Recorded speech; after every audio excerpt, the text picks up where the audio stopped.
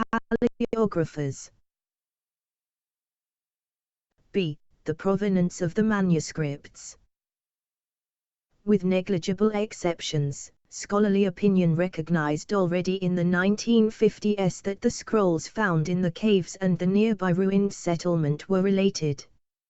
To take the obvious example, Cave 4 with its 575, or perhaps 555, documents lies literally within a stone's throw from the buildings.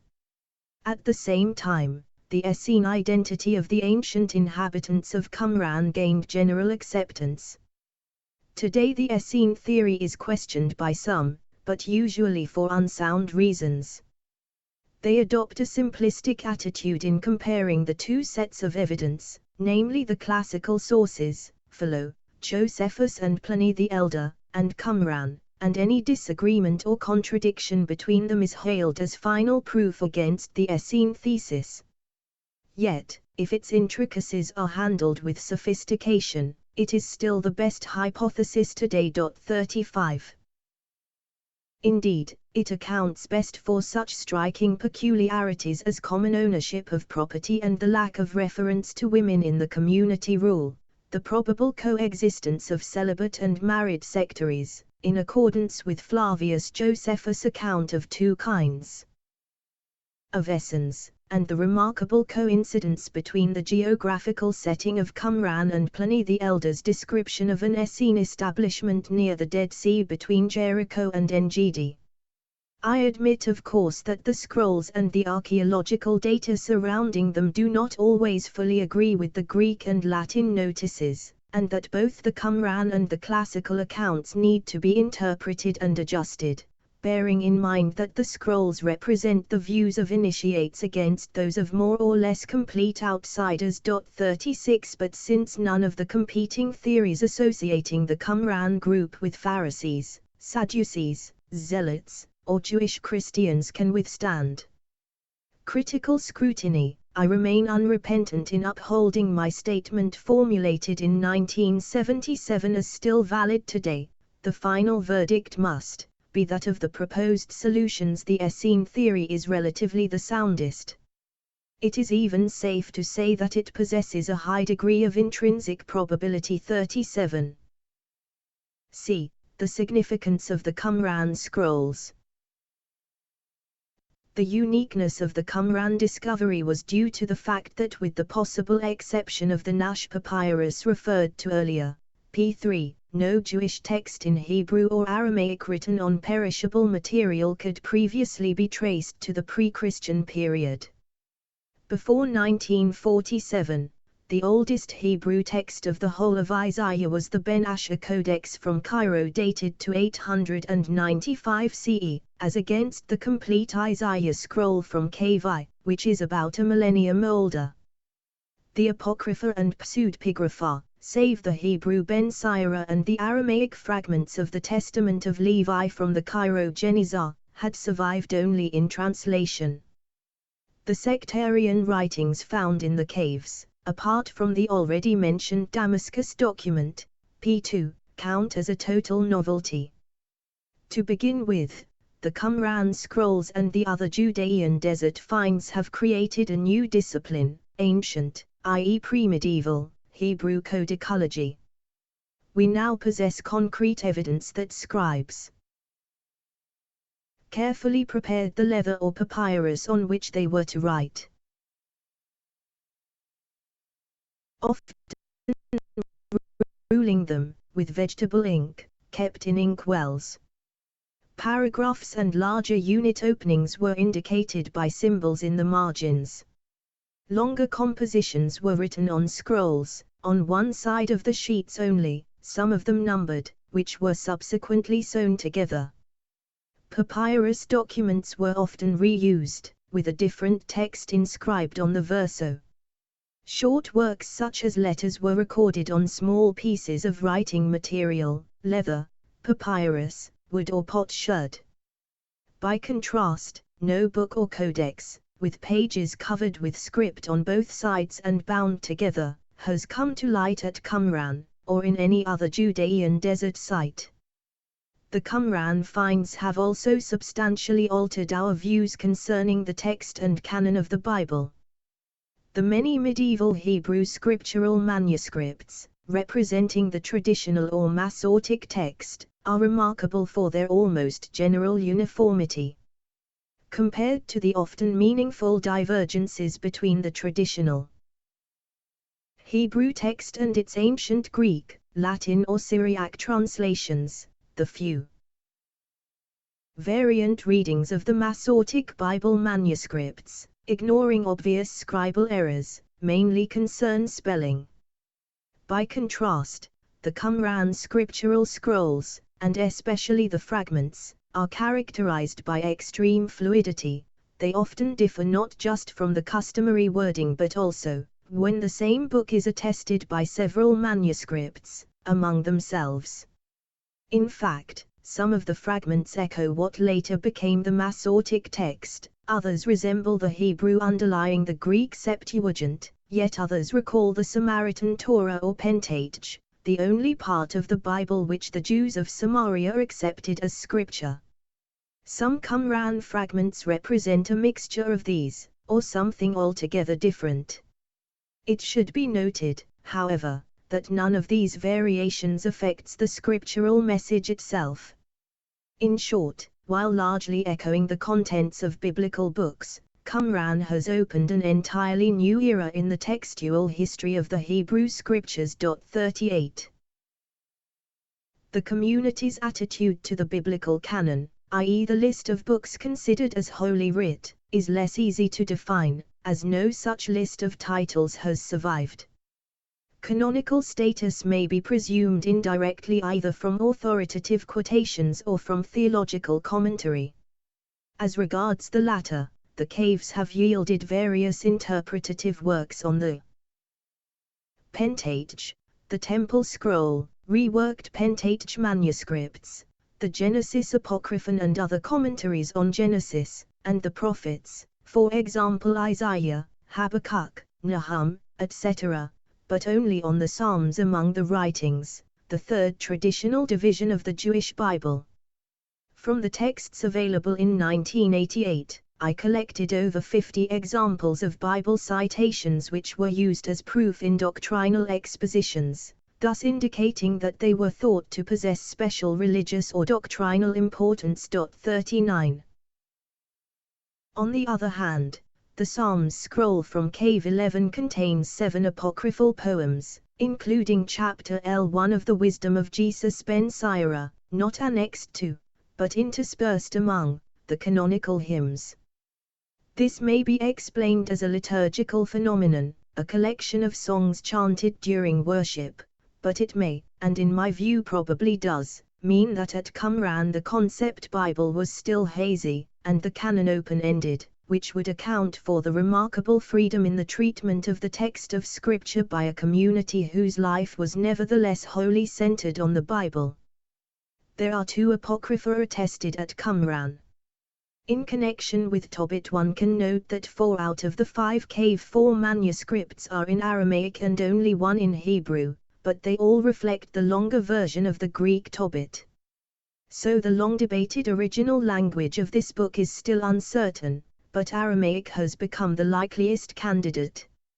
On the other hand, the Hebrew poem from Ben Sira L1 has a patently better chance of reflecting the original than either the Greek translation by the author's grandson, preserved in the Septuagint, or the Hebrew of the medieval Cairo-Genizar manuscripts, because the Qumran version alone faithfully reflects the acrostic character of the composition with the lines starting with the successive letters of the Hebrew alphabet, Aleph, Bet, Gimel, etc. Qumran has also added to the pseudepigrapha several new works dealing with biblical figures such as Joseph, Kahat, Amram, Moses, Joshua, Samuel. Among the works in this category which were previously known, the Aramaic fragments of Enoch deserve special mention because they appear to attest only 4 out of the 5 books of the Ethiopic Enoch. 40 Book 2, i.e. chapters Xxail Xyi, which describes the heavenly apocalyptic figure called Son of Man, a subject on which New Testament scholars have wasted a considerable amount of ink without approaching even the vaguest consensus, is missing at Qumran. Thus the Aramaic Enoch does not support their speculations any more than do the Greek manuscripts, which are also without chapters xxxailxy of the Ethiopic Enoch. 41. The contribution of the scrolls to general Jewish history is negligible, and even to the history of the community is fairly limited. The chief reason for this is that none of the non-biblical compositions found at Qumran belongs to the historical genre. The sectarian persons and events mentioned in the manuscripts are depicted in cryptic language as fulfillment of ancient prophecies relating to the last age. The chief sources of sectarian history, the Damascus document and the Bible commentaries or Pesharim, identify the community's principal enemies as the kings of Yavan, Greece, and the rulers of the Kittim, Romans. Also, the Nahum commentary's historical perspective extends from Antiochus, no doubt Epiphanes, c. 170 BCE, to the conquest by the Kittim, probably 63 BCE. Names familiar from Jewish or Greco-Roman history appear here and there. The Nahum commentary alludes to Antiochus, and to another Syrian Greek king, Demetrius, most likely Demetrius III at the beginning of the 1st century BCE. Very fragmentary historical calendars from Cave 4 contain the phrase Emilius killed, meaning no doubt Emilius Scaurus, governor of Syria at the time of Pompey's conquest of Jerusalem in 63. They mention also Jewish rulers of the Maccabean, Hasmonean era, 2nd–1st centuries BCE, Shalamzian or Salome Alexandra, widow and successor of Alexander Jannaeus, 76–67 BCE, Hyrcanus and John, Yohanan, either John Hyrcanus I, 135–4–104 BCE, or more likely to, 63–40 BCE, 42 and King Jonathan, Alexander Jannaeus or, in my opinion, more likely Jonathan Maccabeus, 161–143–2 BCE. 43 In one respect, despite the absence of detail, the evidence is telling, all these characters belong to the second or the first half of the 1st century BCE. So also do most of the coins discovered at Qumran. The mainstream hypothesis, built on archaeology and literary analysis, sketches the history of the scrolls community, or Essene sect, as follows. 44 Its prehistory starts in Palestine, some claim also Babylonian antecedents, with the rise of the Hasidic movement, at the beginning of the 2nd century BCE as described in the first book of the Maccabees, Imac 2, 42–44, 7, 13–17. Sectarian, Essene, history itself originated in a clash between the wicked priest or priests, Jonathan and / or possibly Simon Maccabeus, and the teacher of righteousness, the anonymous priest who was the spiritual leader of the community. The sect consisted of the survivors of the Hasidim, linked with a group of dissident priests who, by the mid-2nd century, came under the leadership of the sons of Zadok, associates of the Zadokite high priests. This history continues at Qumran, and no doubt in many other Palestinian localities, until the years of the First Jewish Rebellion against Rome, when possibly in 68 CE the settlement is believed to have been occupied by Vespasian's soldiers. Whether the legionaries encountered sectarian resistance, such a theory would be consonant with Josephus' reference to an Essene general among the revolutionaries 45 and to a massacre of the Essenes by the Romans 46, or whether the threatening presence of the contingents of zealot Secretu, who had already expelled the Essenes from Qumran, provoked a Roman intervention, are purely speculative matters. One fact is certain, however. No one of the original occupants of Qumran returned to the caves to reclaim their valuable manuscripts. A variation on this theme, called the Groningen hypothesis, postulates a whole series of 6 wicked priests, and identifies the community not with the main Essene sect but with one of its splinter groups. 47 The Zealot theory, elaborated in the 1950s in Oxford by Sir Godfrey Driver and Cecil Roth. 48 is hard to reconcile with the totality of the available evidence, as most of the Qumran documents predate the Zealot period. More recently, Norman Golb of Chicago has launched a forceful attack on the common opinion. His objections, reiterated in a series of papers 49, culminated in 1995 in a hefty tome. 50 The target of his criticism is the provenance of the scrolls found at Qumran. According to him, the manuscripts originated in a Jerusalem library, or libraries, the contents of which were concealed in desert caves when the capital was besieged between 67 and 70 CE. The chief corollary of the hypothesis is that the Essenes had nothing to do either with the Qumran settlement, a fortress in Golb's opinion 51, or with the manuscripts. The early assumption of scroll scholars that every non-biblical Dead Sea text was an Essene writing 52 might have justified to some extent Norman Golb's skepticism. But nowadays specialists distinguish between Qumran manuscripts written by members of the Essene sect, and others either predating the community, or simply brought there from outside. Emmanuel Toth, for instance, has drawn a dividing line on scribal grounds between scrolls produced at Qumran and the rest. 53.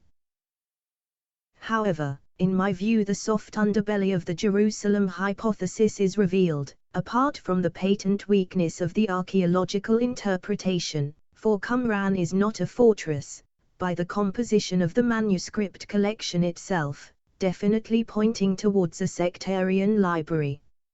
If Cave 4 is taken as representative, whereas several biblical books, Kings, Lamentations, Ezra and Chronicles, are attested only in single copies, and others, as important as Numbers, Joshua, Judges, Proverbs, Ruth and Ecclesiastes, in 2 copies, we find 10 copies of the Community Rule and 9 of the Damascus document.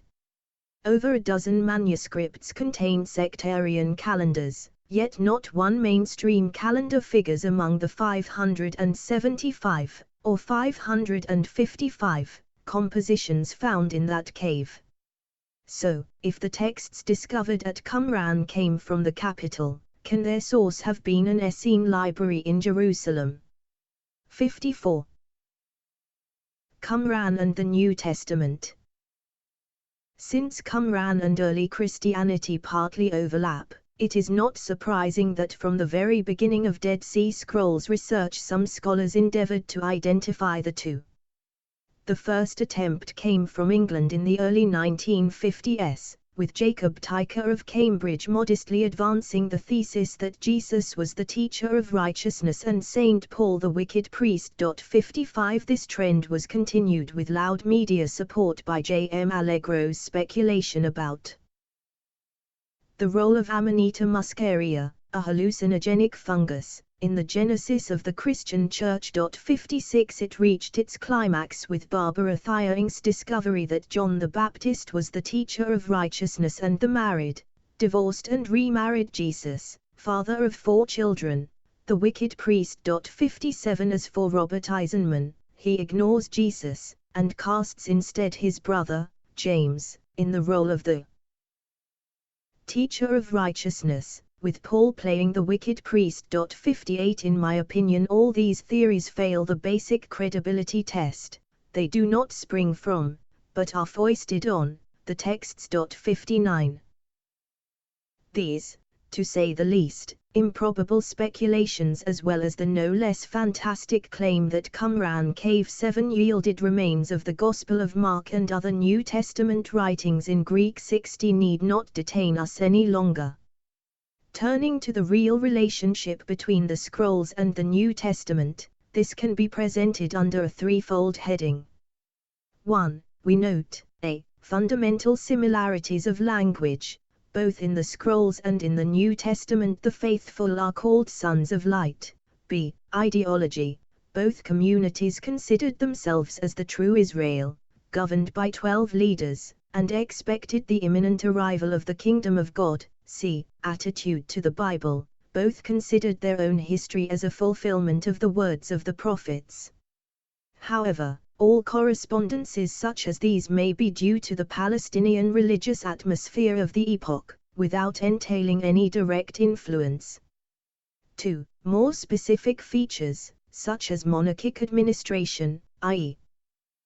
single leaders, overseers at Qumran, bishops in Christian communities, and the practice of religious communism in the strict discipline of the sect, and at least in the early days in the Jerusalem Church, compare Acts 2, 44-5, would suggest a direct causal connection. If so, it is likely that the young and inexperienced church modeled itself on the by then well-tried Essene society. 3. In the study of the historical Jesus, the charismatic eschatological aspects of the scrolls have provided the richest gleanings for comparison. For example, the prayer of Nabonidus, known since the mid-1950s 61 and concerned with the story of Nabonidus' cure by a Jewish exorcist who forgave his sins, provides the most telling parallel to the Gospel account of the healing of a paralytic in Capernaum whose sins Jesus declared forgiven. 62. The second example is the so-called resurrection fragment, 4Q521, compare below, pp 412-3. 63. In this poem, the age of the eschatological kingdom is characterized, with the help of Psalm XLV, 7-8 and Isaiah 1, by the liberation of captives, the curing of the blind, the straightening of the bent, the healing of the wounded, the raising of the dead and the proclamation of the good news to the poor. Likewise, in the Gospels, victory over disease and the devil is viewed as the sure sign of the initial manifestation of God's reign. Jesus is reported to have announced, "If it is by the finger of God that I cast out demons, the kingdom of God has come upon you." LK 11:20. Similarly, to John the Baptist's inquiry whether Jesus was the final messenger, the following reply is sent: "Go and tell John what you hear and see, the blind receive their sight, and the lame walk, lepers are cleansed and the deaf hear, and the dead are raised up, and the poor have good news preached to them." Matt 11:4-5. Note furthermore that Community Rule 4:6 lists healing as the chief eschatological reward, and that according to the Palestinian Aramaic paraphrases of Genesis 3:15 the days of the Messiah will bring an ultimate cure to the children of Eve wounded by the serpent in the Garden of Eden. 64. Qumran's greatest novelty.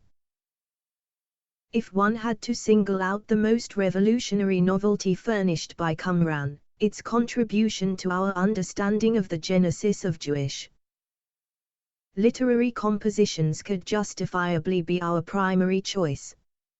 Comparative study of biblical manuscripts, where no two copies display the same text, and of sectarian works, attested in a number of sometimes startlingly different redactions, has revealed in one leading scholar's words insufficiently controlled copying. 65. In my view, however, the phenomenon would better be described as scribal creative freedom.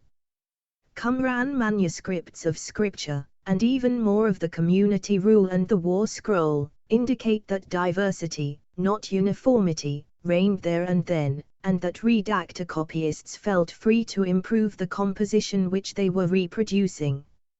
Or, to quote myself, "The Dead Sea Scrolls have afforded for the first time direct insight into the creative literary religious process at work within that variegated Judaism which flourished during the last 2 centuries of quasi-national independence, before the catastrophe of 70 CE forced the rabbinic successors of the Pharisees to attempt to create an orthodoxy by reducing dangerous multiplicity to a simple, tidy and easily controllable unity. 66.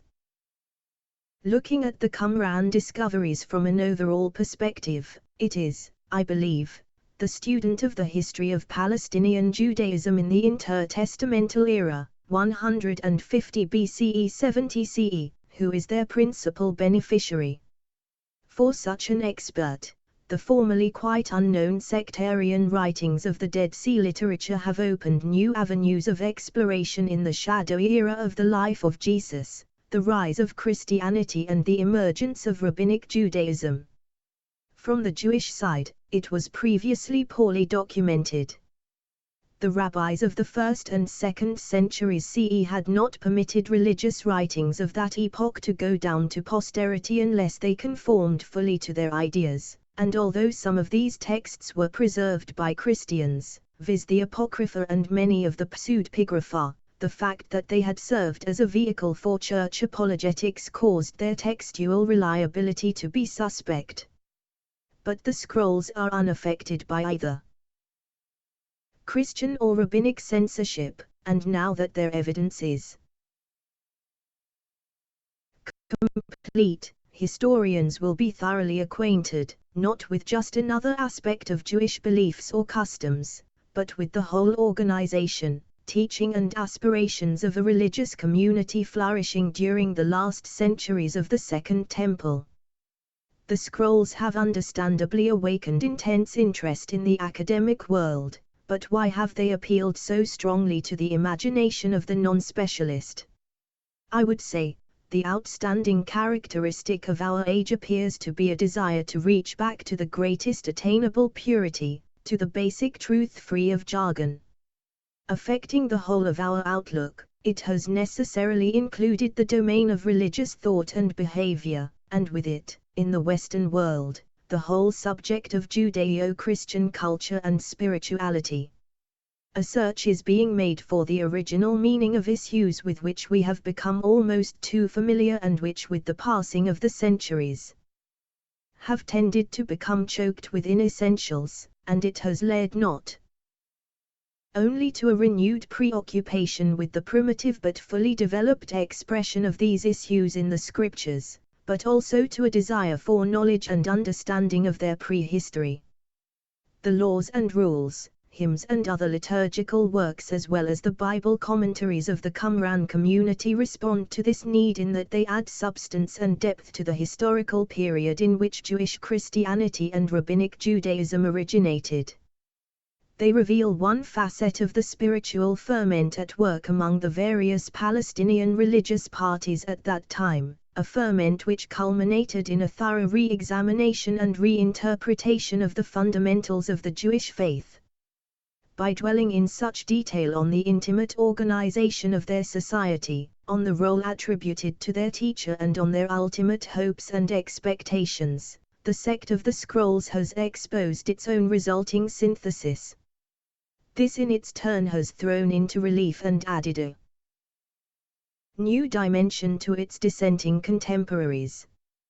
Thus, compared with the ultra-conservative rigidity of the Essene rule, Rabbinic Judaism reveals itself as progressive and flexible, while the religion preached and practiced by Jesus of Nazareth stands out invested with religious individuality and actuality. Also, by comparison to all three, the ideology of the Gentile Church sounds a definitely alien note. 67 Yet at the same time, the common ground from which they all sprang, and their affinities and borrowings, show themselves more clearly than ever before. It is no exaggeration to state that none of these religious movements can properly be understood independently of the others. Essenism is dead. The brittle structure of its stiff and exclusive brotherhood was unable to withstand the national catastrophe which struck Palestinian Judaism in 70 CE. Animated by the loftiest of ideals and devoted to the observance of perfect holiness, it yet lacked the pliant strength and the elasticity of thought and depth of spiritual vision which enabled Rabbinic Judaism to survive and flourish.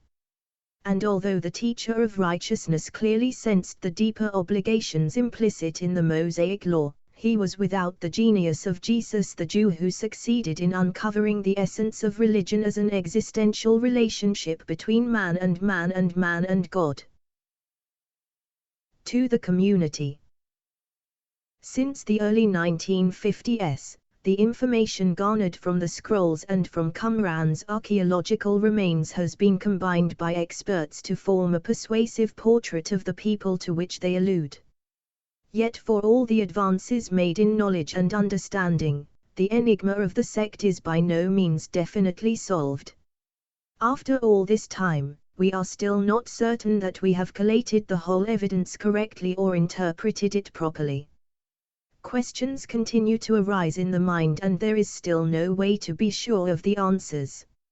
Our perplexity is mainly due to an absence in the documents, singly or together, of any systematic exposition of the sect's constitution and laws. The community rule legislates for a group of ascetics living in a kind of monastic society, the statutes of the Damascus document for an ordinary lay existence, MMT, Miksat Ma'as HaTorah, or some observances of the law, probably echoes the prehistory or early history of the sect, and the war rule and messianic rule in their turn. While associated with the community rule and the Damascus document, and no doubt reflecting to some extent a contemporary state of affairs, first and foremost plan for a future age. Taken together, however, it is clear from this literature that the sectaries regarded themselves as the true Israel, the repository of the authentic traditions of the religious body from which they had seceded. Accordingly, they organized their movement so that it corresponded faithfully to that of the Jewish people, dividing it into priests and laity, or Aaron and Israel, and the laity grouped after the biblical model into 12 tribes. This structure is described in the War Scrolls account of reconstituted temple worship as it was expected to be at the end of time.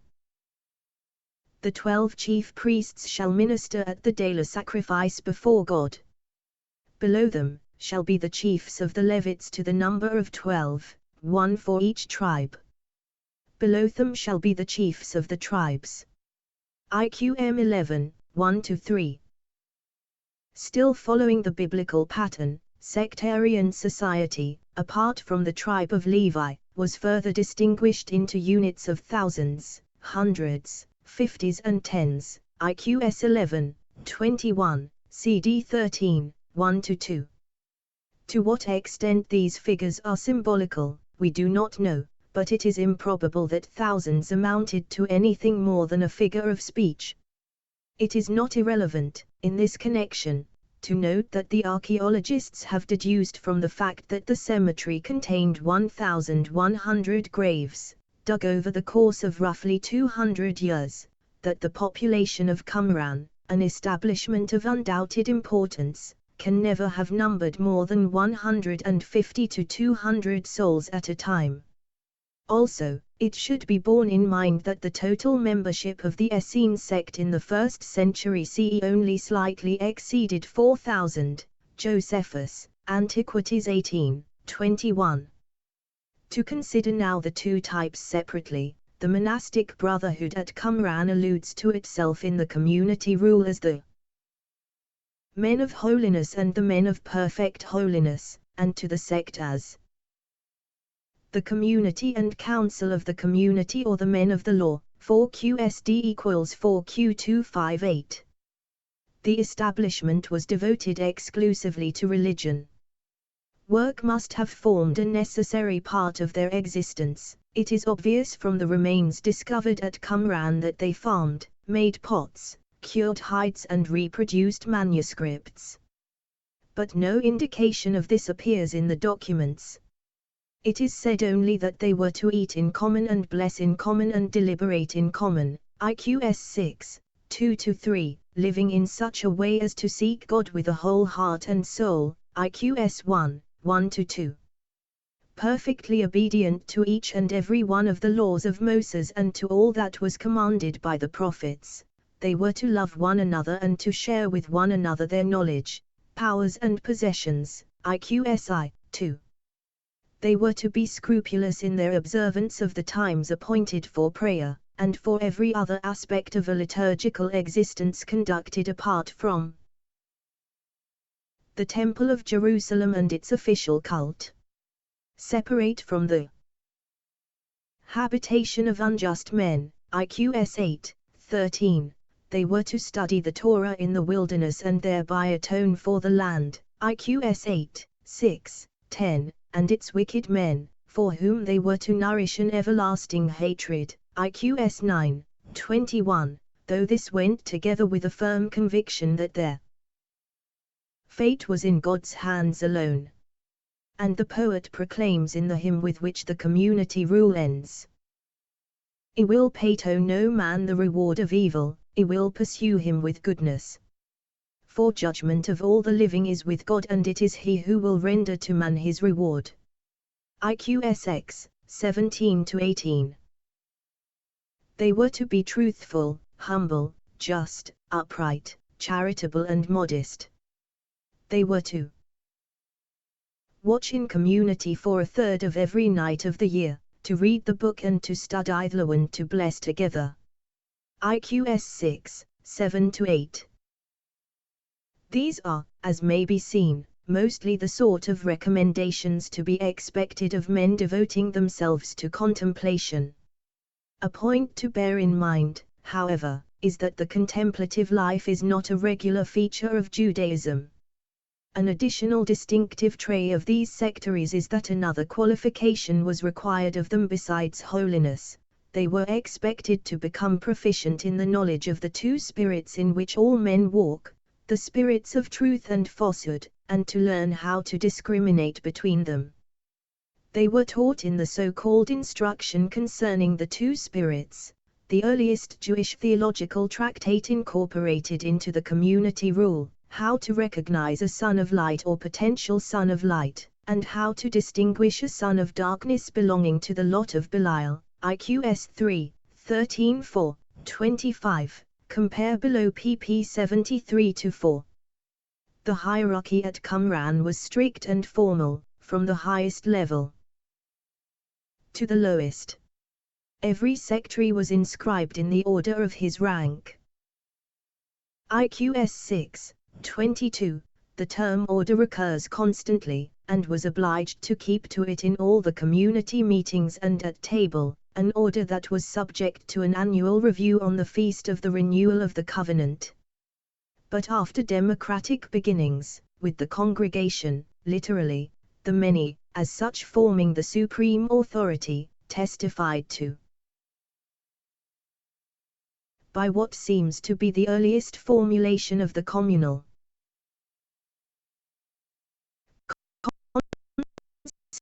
constitution. Compare 4QSBD equals 4Q256, 258, see below, pp 118-19, the sons of Zadok, the priests, members of the Zadokite high priestly family, took over the leadership of the sect. Although nothing to this effect is mentioned specifically in the community rule, the superior, the so-called Mebakka or guardian, was undoubtedly one of their number, as was the bursar of the congregation entrusted with handling the material affairs of the community. In their hands lay the ultimate responsibility for decisions on matters of doctrine, discipline, purity and impurity, and in particular everything pertaining to justice and property. IQS 9:7. It was also a basic rule of the order that a priest was required to be present at any gathering of 10 or more members who were meeting for debate, Bible study or prayer. A priest was to recite the grace before the common meals and to pronounce blessings. IQS 6:3-8. He was no doubt the man whose duty it was to study the law continually. IQS 6:7-8, 11-12. One interesting feature of the priesthood at Qumran is that their precedence was absolute. In Judaism, as represented by the Mishnah, the priest is superior to the Levite to the Israelite, and the Israelite to the bastard, Horeo 3:8. But the priestly precedence is conditional. If the bastard is a man of learning, we are told, and the high priest an uneducated boor, the bastard precedes the high priest. The highest office was vested in the person of the guardian, known also, it would seem, as the master, maskil. The community was to be taught by him how to live in conformity with the book of the community rule, IQS 1:1, 4QS equals 4Q255, and to be instructed by him in the doctrine of the two spirits. He was to preside over assemblies, giving leave to speak to those wishing to do so, IQS 6:11-13. He was to assess, in concert with the brethren, the spiritual progress of the men in his charge and rank them accordingly, IQS 6:21-2. And negatively, he was not to dispute with the men of the pit, or dawn, and not to transmit to them the sect's teachings, IQS 9:16-17. Of the sect's institutions, the most significant appears to have been the council of the community, or assembly of the congregation. From a passage ordering all the members to sit in their correct places, the priests shall sit first, and the elders second, and all the rest of the people according to their rank, IQS 6:8-9. The council seems to have been a gathering of the whole community, under the priests and men of importance, marshalled by the Levites, and with the guardian at the head. But in another text, generally held to be an early section, the rule is as follows. In the council of the community there shall be 12 men and 3 priests, perfectly versed in all that is revealed of the law, whose works shall be truth, righteousness, justice, loving kindness and humility. They shall preserve the faith in the land with steadfastness and meekness, and shall atone for sin by practice of justice and by suffering the sorrows of affliction. They shall walk with all men according to the standard of truth and the rule of the time. IQS 8:1-4. These 3 priests and 12 men are referred to also as 15 men in a hybrid version of the community rule and the Damascus document, 4Q265FR72. Their presence was obviously essential. Both documents state that when they are in Israel, the council of the community shall be established in truth, IQS 8:4-5, 4Q265FR72, 7-8. But whether they formed the nucleus of the sect as a whole, or the minimum quorum of the leadership of the community, symbolically portrayed as consisting of the 12 tribes and the 3 Levitical clans, or a special elite within the council designated elsewhere, the foundations of the community, must be left open to question. The purpose of the meetings is in any case clear. It was to debate the law, to discuss their current business, to select or reject newcomers under the guidance of the guardian, to hear charges against offenders, and to conduct a yearly inquiry into the progress of every sectary, promoting or demoting them in rank, again under the guardian's supervision, IQSV 23-4, 6, 13-23. During their sessions, order and quiet were to prevail. A person wishing to offer his opinion or ask a question was to crave permission in a prescribed way. He was to rise and tell the guardian and the congregation, "I have something to say to the congregation," and then wait for their consent before going ahead, IQS 6:8-13. The procedure followed in inquiries into infringements of the law. And the sect's rule has been preserved, and the list of faults with their corresponding sentences tells us more about the mentality of the Dead Sea ascetics than any isolated exposition of their doctrine and principles can do. Beginning with the blackest sins, any transgression, by commission or omission, of one word of the law of Moses, on any point whatever earned outright expulsion. No former companion might from then on associate with the sinner in any way at all. IQS 8, 21-4. Expulsion followed. Secondly, the pronouncement for any reason whatever of the divine name.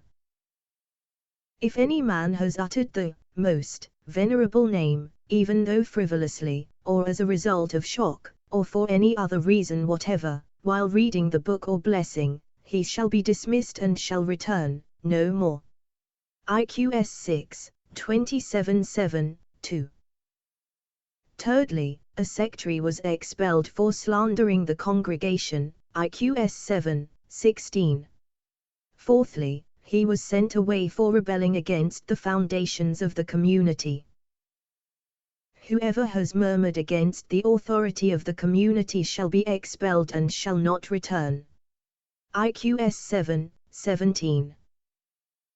Lastly, where a man had been a member of the council for at least 10 years and had then defected to walk in the stubbornness of his heart, not only was he to be expelled, but the same judgment was extended to any of his former colleagues who might take pity on him and share with him their food or money. IQS 7, 22-3. The remaining offences are of a kind that might be confessed and censured in any Christian religious order of today, though one cannot perhaps say the same of the penances imposed for them. In a descending order of gravity, a man who betrayed the truth and walked in the stubbornness of his heart, IQS 7, 18-21, or transgressed the Mosaic law inadvertently, IQS 8, 24-9, was visited with 2 years of penance.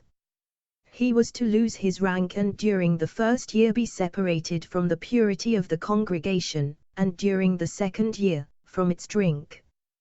Both notions will be developed presently. He was then to be re-examined by the congregation and subsequently returned to his place in the order. Lying in matters of property, in all probability the partial concealment of personal possessions, and exclusion from purity for a year and a cut by 1/4 in the food ration, IQS 6, 25-7. The Penal Code of 4Q265, which closely resembles that of IQS, prescribes for deceiving a companion an exclusion for 6 months and a halving of the guilty person's food portion. Disrespect to a companion of high rank, rudeness and anger towards a priest, slander and deliberate insult, all earned 1 year of penance and exclusion from purity, IQS 6, 25-7. 7, 2-5. After this, the sentence is decreased to 6 months, 3 months, 30 days and 10 days of penance. For lying deliberately and similarly deceiving by word or deed, for bearing malice unjustly, for taking revenge, for murmuring against a companion unjustly and also for going naked before his companion, without having been obliged to do so, a curious proviso, the sectary was to atone for 6 months. For failing to care for a companion and for speaking foolishly, 3 months. For falling asleep during a meeting of the council, for leaving the council while members were standing, in prayer, for spitting in council, for guffawing foolishly, for being so poorly dressed that when drawing his hand from beneath his garment his nakedness has been seen, 30 days. The Penal Code contained in another of the Cave 4 manuscripts of the Damascus document, 4Q266, mentions also 10 days penance, in addition to the 30 days expulsion inflicted on someone who has fallen asleep during a meeting, and for leaving an assembly 3 times without reason, for interrupting another while speaking, for gesticulating with the left hand, 10 days, IQS 7, 15. A fascinating fragment, 4Q477, has preserved in writing cases of misbehavior by named sectaries. Johanan son of, was short-tempered, Hananiah Notos led astray the spirit of the community and either pampered himself or showed favoritism to his near kin, and another Hananiah son of Sim, on, loved something no doubt prohibited. That the common table was of high importance to Qumran daily life is evident from the fact that only the fully professed and the faultless, that is to say those who were inscribed for purity and not subsequently disqualified, were allowed to sit at it. There is no explicit mention of a ritual bath preceding the meals, but from various references to purification by water, as well as the presence of bathing installations at Qumran, it is likely that the sectaries immersed themselves before eating, as did the Essens according to Josephus, War 11, 129. But little more is learnt of the meal itself from the community rule than that when the table had been prepared for eating, and the new wine for drinking, the priest was to be the first to bless the food and drink, IQS 6, 4-5. The implication would be that after him the others did the same, an inference supported by the Messianic rule, where a similar meal is described attended by two Messiahs, IQ Satu, 17-21. Some uncertainty surrounds the meaning of new wine, but it would seem from the use in the scrolls, with the exception of the temple scroll, of the alternative Hebrew words for wine, Tirash and Yain, that the latter often has pejorative connotations. More likely than not, the wine drunk by the sectaries, the drink of the congregation, was unfermented grape juice. Another topic to be considered under the heading of communal life and institutions is the crucial one of induction into the sect. And if it should seem strange to place it towards the end rather than at the beginning, the explanation is that with an idea, however sketchy, of what was entailed by adherence to the movement, the process by which it admitted a Jew into its company becomes easier to follow. According to the regime adopted at Qumran, a person desiring to join the sect remained on probation, certainly for 2 years and possibly for 3 or more. His first move was to appear before the guardian at the head of the congregation, meaning no doubt during a session of the congregation, who inquired into his principles to discover if he was a suitable postulant. If they were satisfied, he entered the covenant, IQS 6, 13-15.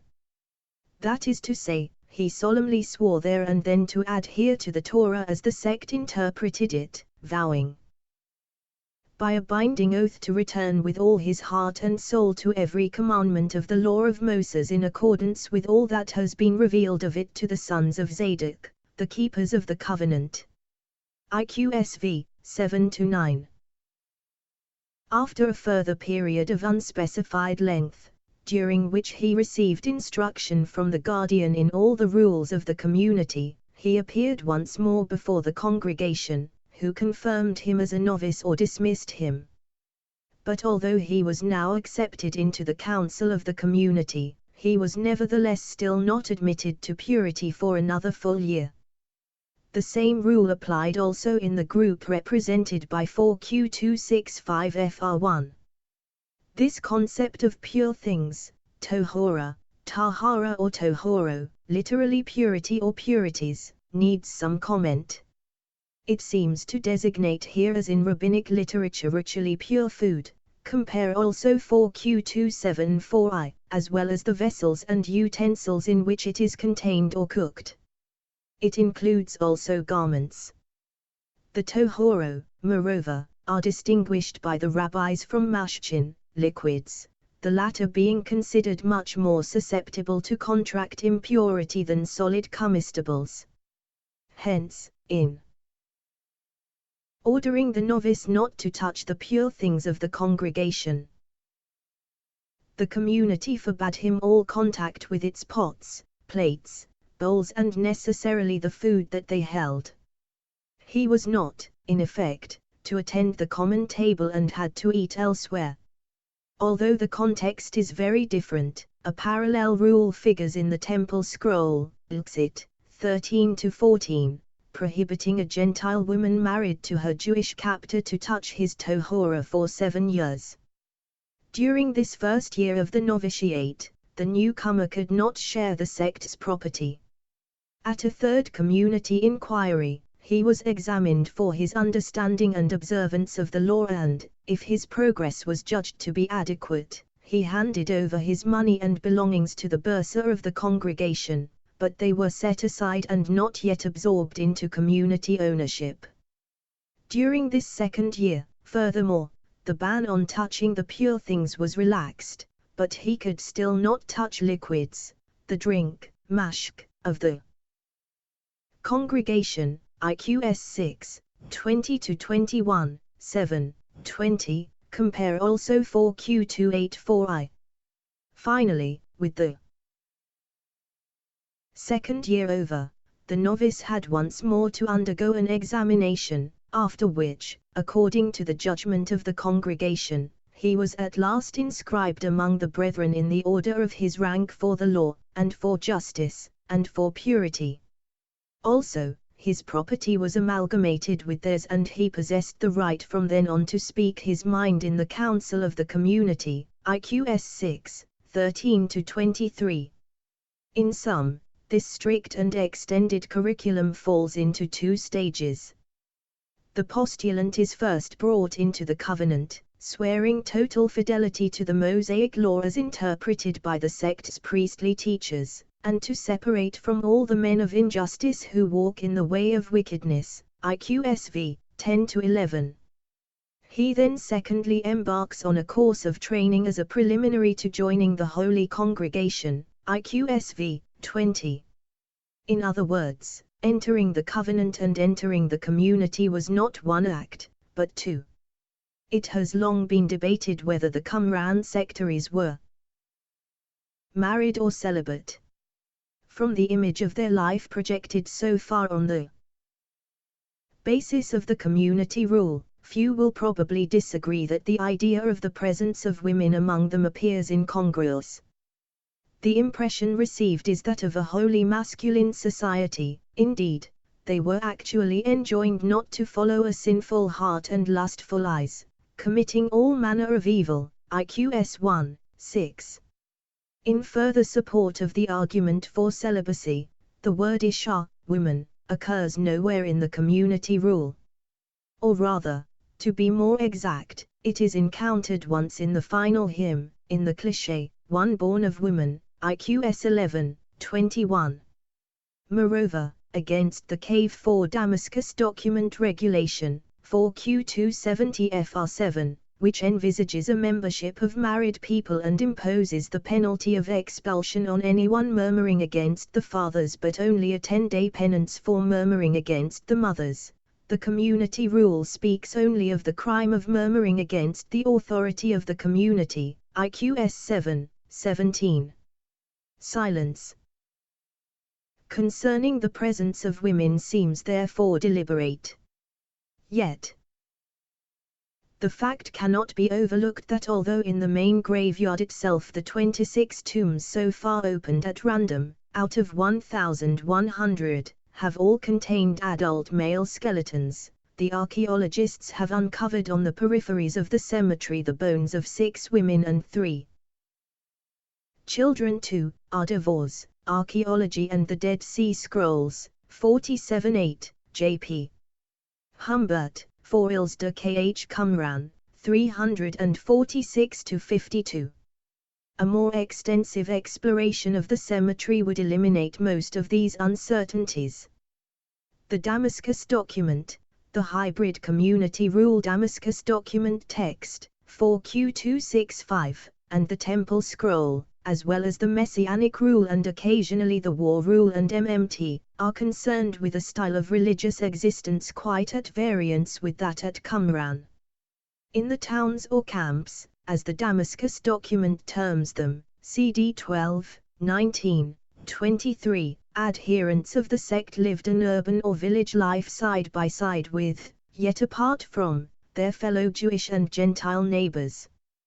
They had wives and reared children, but clearly their sexual morality followed particularly strict rules. A Cave 4 Damascus document manuscript lays down that whoever has approached his wife, not according to the rules, thus, fornicating, he shall leave and will not return again, 4Q270 FR7I. The married sectaries employed servants, engaged in commerce and trade, even with Gentiles, tended cattle, grew vines and corn in the surrounding fields, and discharged their duties to the temple by way of offerings, but in doing so they were obliged like their brothers in the desert to show absolute obedience to the law and to observe the sect's appointed times. There is no indication, however, that the continual and intensive study of the Torah played any part in their lives. Nor in their regard is there any mention of instruction in the doctrine of the two spirits, as membership of the group was a birthright and not the outcome of a process of selection and training. How many of these people, if any, lived in Jerusalem is not known, but they must at least have visited the city from time to time, since a statute forbids them to enter the house of worship, possibly the temple, in a state of ritual uncleanness, or to lie with a woman in the city of the sanctuary to defile the city of the sanctuary with their uncleanness. CDI 22, 12, 1, TSXLV 11-12. Little is revealed in the Damascus document of how the lifespan of the individual progressed in the towns, and for this we have to turn to the Messianic rule in the hope that it reflects contemporary actuality as well as the ideal life of an age to come. According to the latter rule, members of the covenant were permitted to marry at the age of 20, when they were estimated to have reached adulthood and to know good and evil, IQ SAR 1, 9-11. For the subsequent 5 years they were then allowed to assist, as opposed to taking an active part, at hearings and judgments. At 25, they advanced one grade further and qualified to work in the service of the congregation, IQ SAR 1, 12-13. At 30, they were regarded as at last fully mature and could participate in the affairs of the tribunals and assemblies, taking their place among the higher ranks of the sect, the chiefs of the thousands of Israel, the chiefs of the hundreds, 50s and 10s, the judges and the officers of their tribes, in all their families, under the authority of the sons of on the priests, IQ SAR 1, 8-16. As office holders, they were expected to perform their duties to the best of their ability and were accorded more honor or less in conformity with their understanding and the perfection of their way. As they grew older, so their burdens became lighter, IQ SAR 1, 19. As at Qumran, supreme authority rested in the hands of the priests, and every group of 10 or more was to include a priest learned in the Book of Meditation and to be ruled by him, CD 13, 2-3.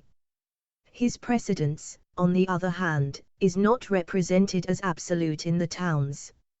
It is explicitly stated that in the absence of a properly qualified priest, he was to be replaced by a Levite who would perform all the functions of a superior except those specially reserved in the Bible to the priesthood, such as applying the laws of leprosy, CD 13, 3-7.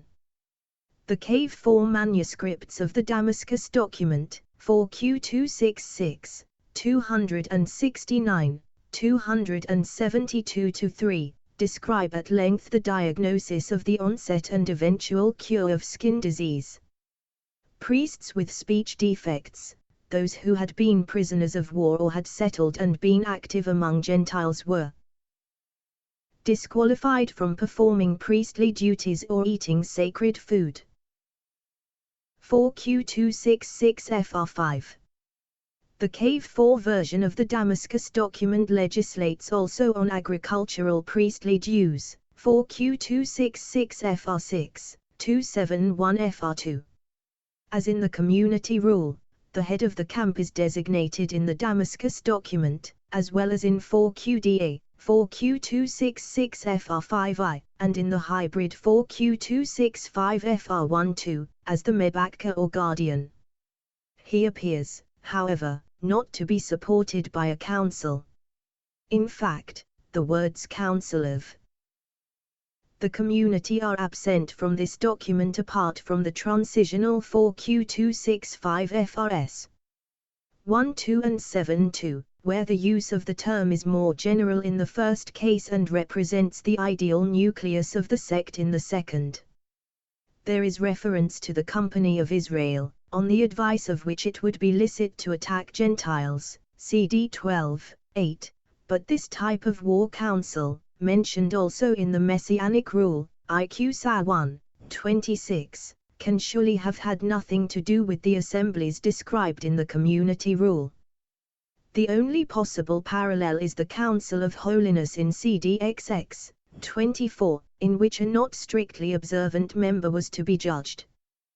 The guardian of the camps, in any case, stands on his own as teacher and helper of his people. He shall love them, writes the author, as a father loves his children, and shall carry them in all their distress like a shepherd his sheep. He shall loosen all the fetters which bind them, that in his congregation there may be none that are oppressed or broken. CD 13, 9-10.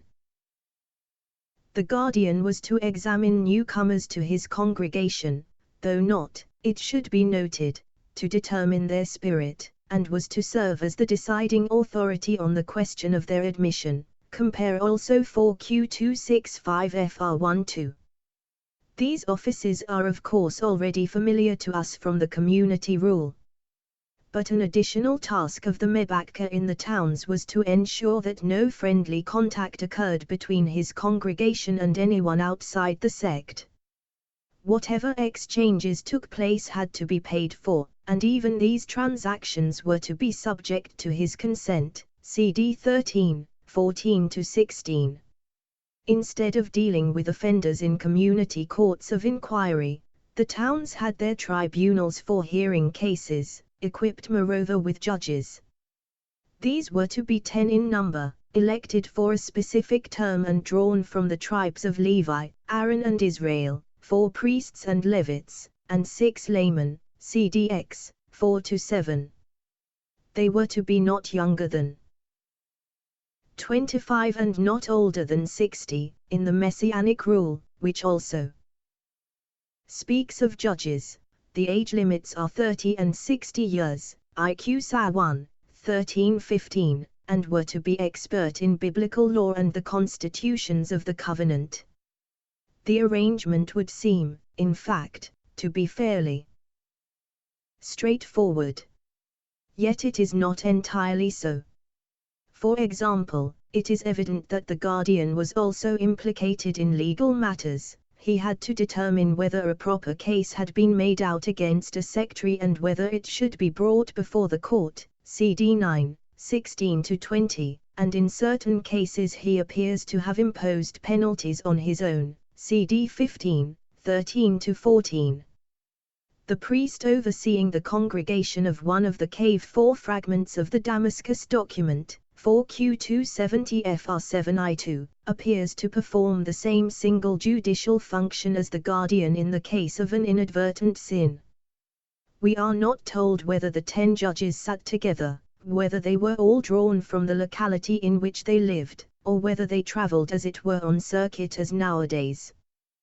The code of law they were expected to administer, as laid down in the Damascus document, differs in content from that of the Community Rule. Furthermore, although, unlike the Qumran Code, a sentence is prescribed only rarely, sometimes it is the death penalty. We have here, in addition to matters relating primarily to communal discipline to a large extent identical with the Community Rule, a more detailed sectarian reformulation of scriptural laws regulating Jewish life as such. The first group of statutes, concerned with vows, opens with the injunction that in order to avoid being put to death for the capital sin of uttering the names of God, the sectary must swear by the covenant alone. Such an oath would be fully obligatory and might not be cancelled, CD 16, 7-8. If he subsequently violated his oath, he would then have only to confess to the priest and make restitution, CD 15, 1-5.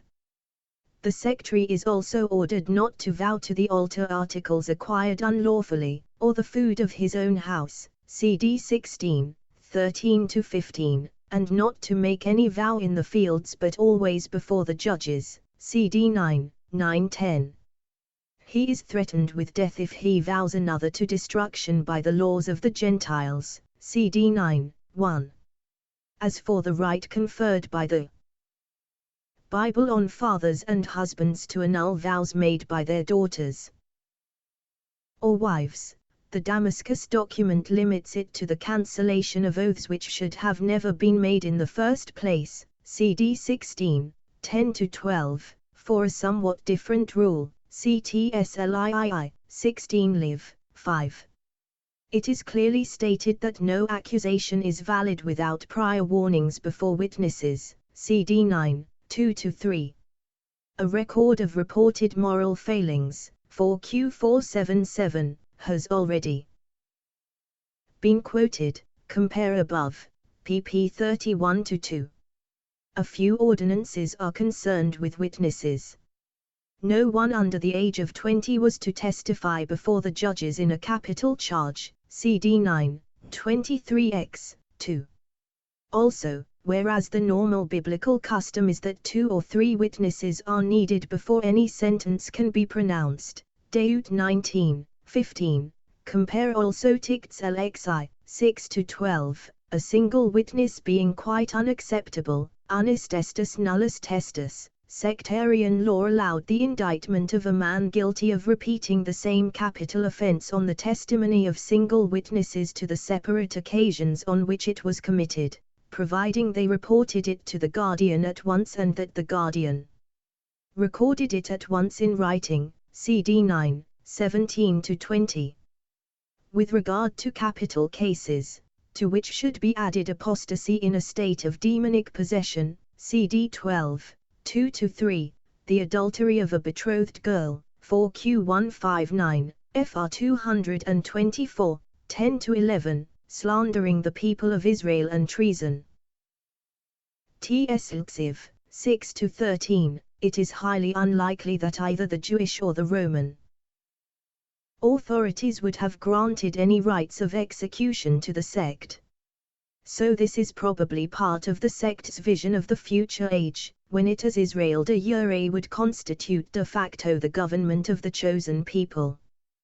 The Penal Code of the Damascus document, 4Q270, stipulates irrevocable expulsion in the case of a man fornicating with his wife. This may refer to illicit sexual relations with a menstruating woman or, perhaps more likely, with a pregnant or post-menopausal woman since, as Josephus clearly states in connection with married essence, sex between spouses was licit only if it could result in conception, War 11, 161. A section devoted to Sabbath laws displays a marked bias towards severity. In time, rabbinic law developed the Sabbath rules in still greater detail than appears here, but the tendency is already manifest. The sectary was not only to abstain from labor on the 6th day from the moment when the sun's orb is distant by its own fullness from the gate, wherein it sinks, CDX, 15-16, he was not even to speak about work. Nothing associated with money or gain was to interrupt his Sabbath of rest, CDX, 18-19. No member of the covenant of God was to go out of his house on business on the Sabbath. In fact, he was not to go out, for any reason, further than 1,000 cubits, about 500.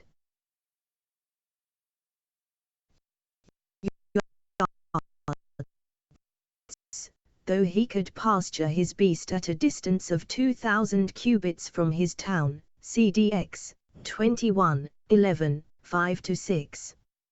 He could not cook. He could not pick and eat fruit and other edible things lying in the fields.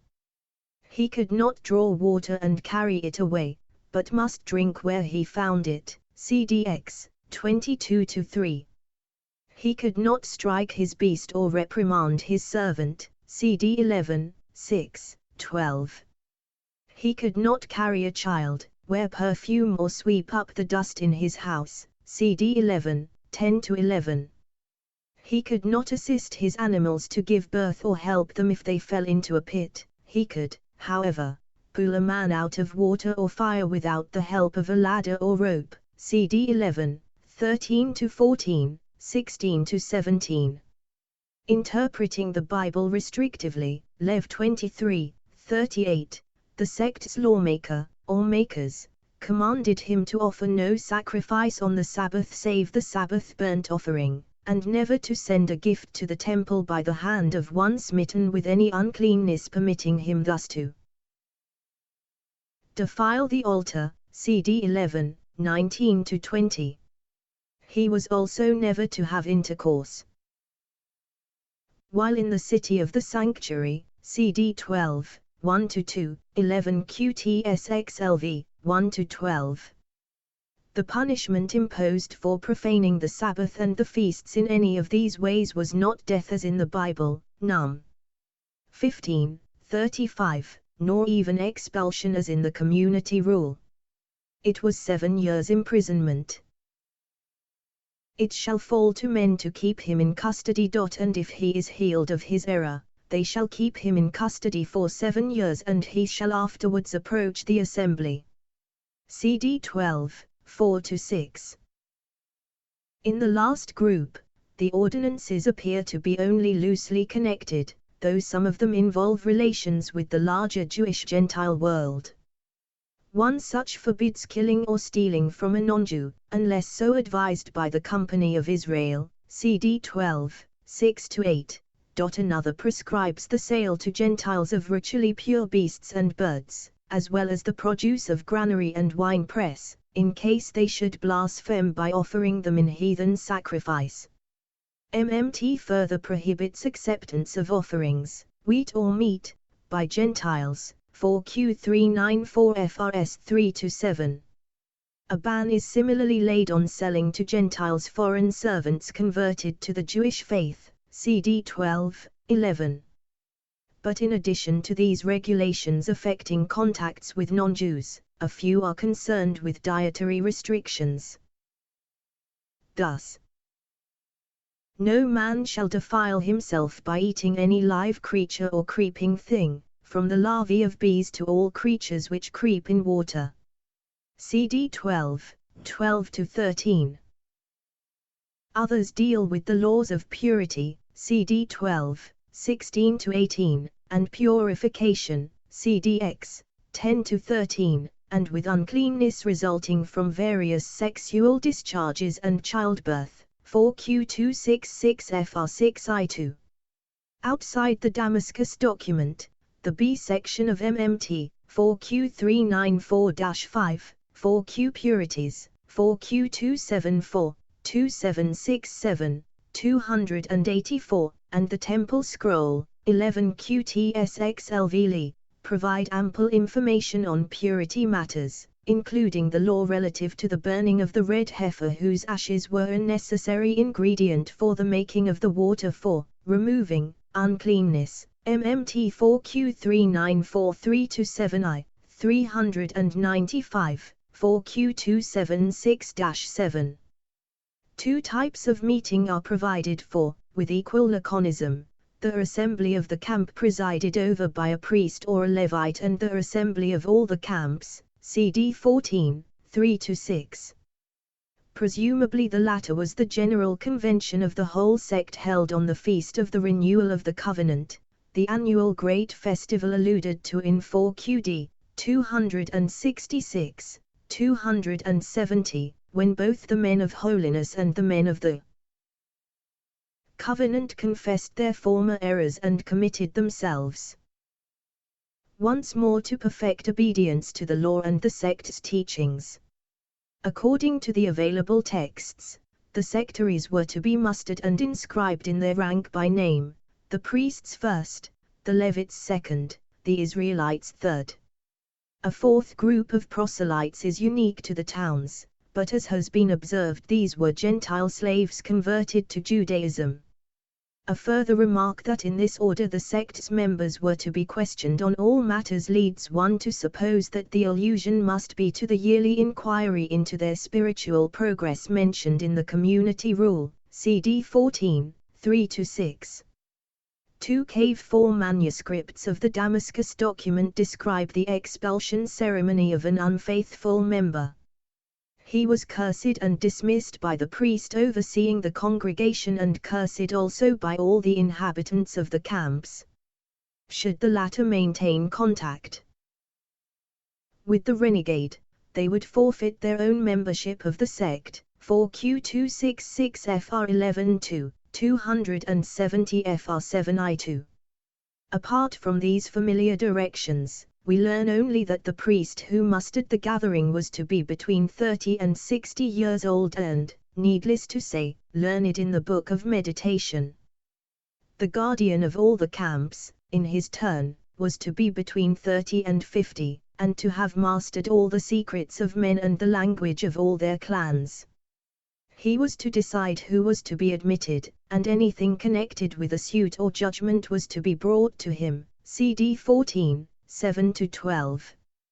As for the initiation of new members, the statutes appear to legislate for young men reaching their majority within the Brotherhood and for recruits from outside.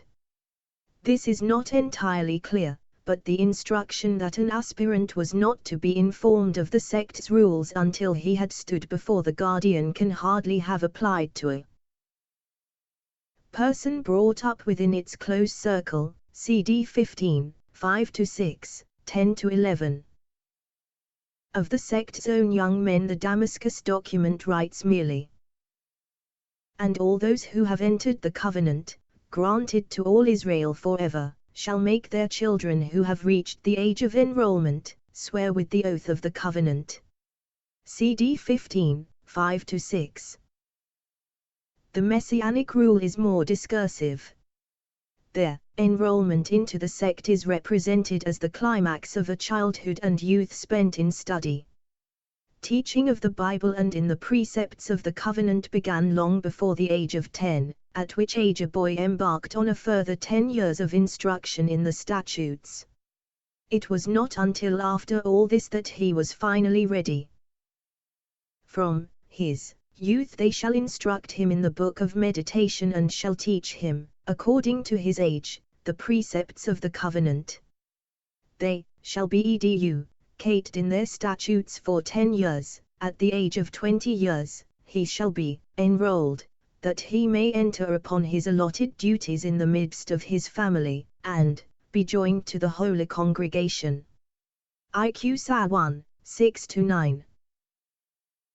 The newcomer from outside who repented of his corrupted way was to be enrolled with the oath of the covenant on the day that he spoke to the guardian, but no sectarian statute was to be divulged to him lest when examining him the guardian be deceived by him. CD 15, 7-11. Nevertheless, if he broke that oath, retribution would be exacted of him. The text subsequently becomes fragmentary and unreliable, but he is told where to find the liturgical calendar which his oath obliges him to follow. As for the exact determination of their times to which Israel turns a blind eye, behold, it is strictly defined in the book of the divisions of the times into their jubilees and weeks. KXV 2-4. It should be added here that one big difference between the organization of the brethren in the towns and those of the monastic settlement is that new members were not required to surrender their property. There was none of the voluntary communism found at Qumran.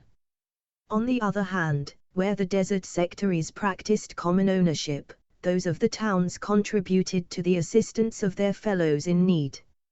Every man able to do so was ordered to hand over a minimum of 2 days' wages a month to a charitable fund, and from it the guardian and the judges distributed help to the orphans, the poor, the old and sick, to unmarried women without support and to prisoners held in foreign hands and in need of redemption. CD 14, 12-16. When the two varieties of sectarian life are compared, we find many similarities, especially since the fragments of 4QD and 4Q265 have become accessible, but some of the differences still remain striking. In the desert of Qumran, men lived together in seclusion. In the towns they were grouped in families, surrounded by non-members with whom they were in inevitable though exiguous contact. The Desert Brotherhood was to keep apart from the temple in Jerusalem until the restoration of the true cult in the 7th year of the eschatological war. The town sectaries participated in worship there. The judges of the towns had no counterparts at Qumran. The Qumran Guardian was supported by a council. The town guardians acted independently.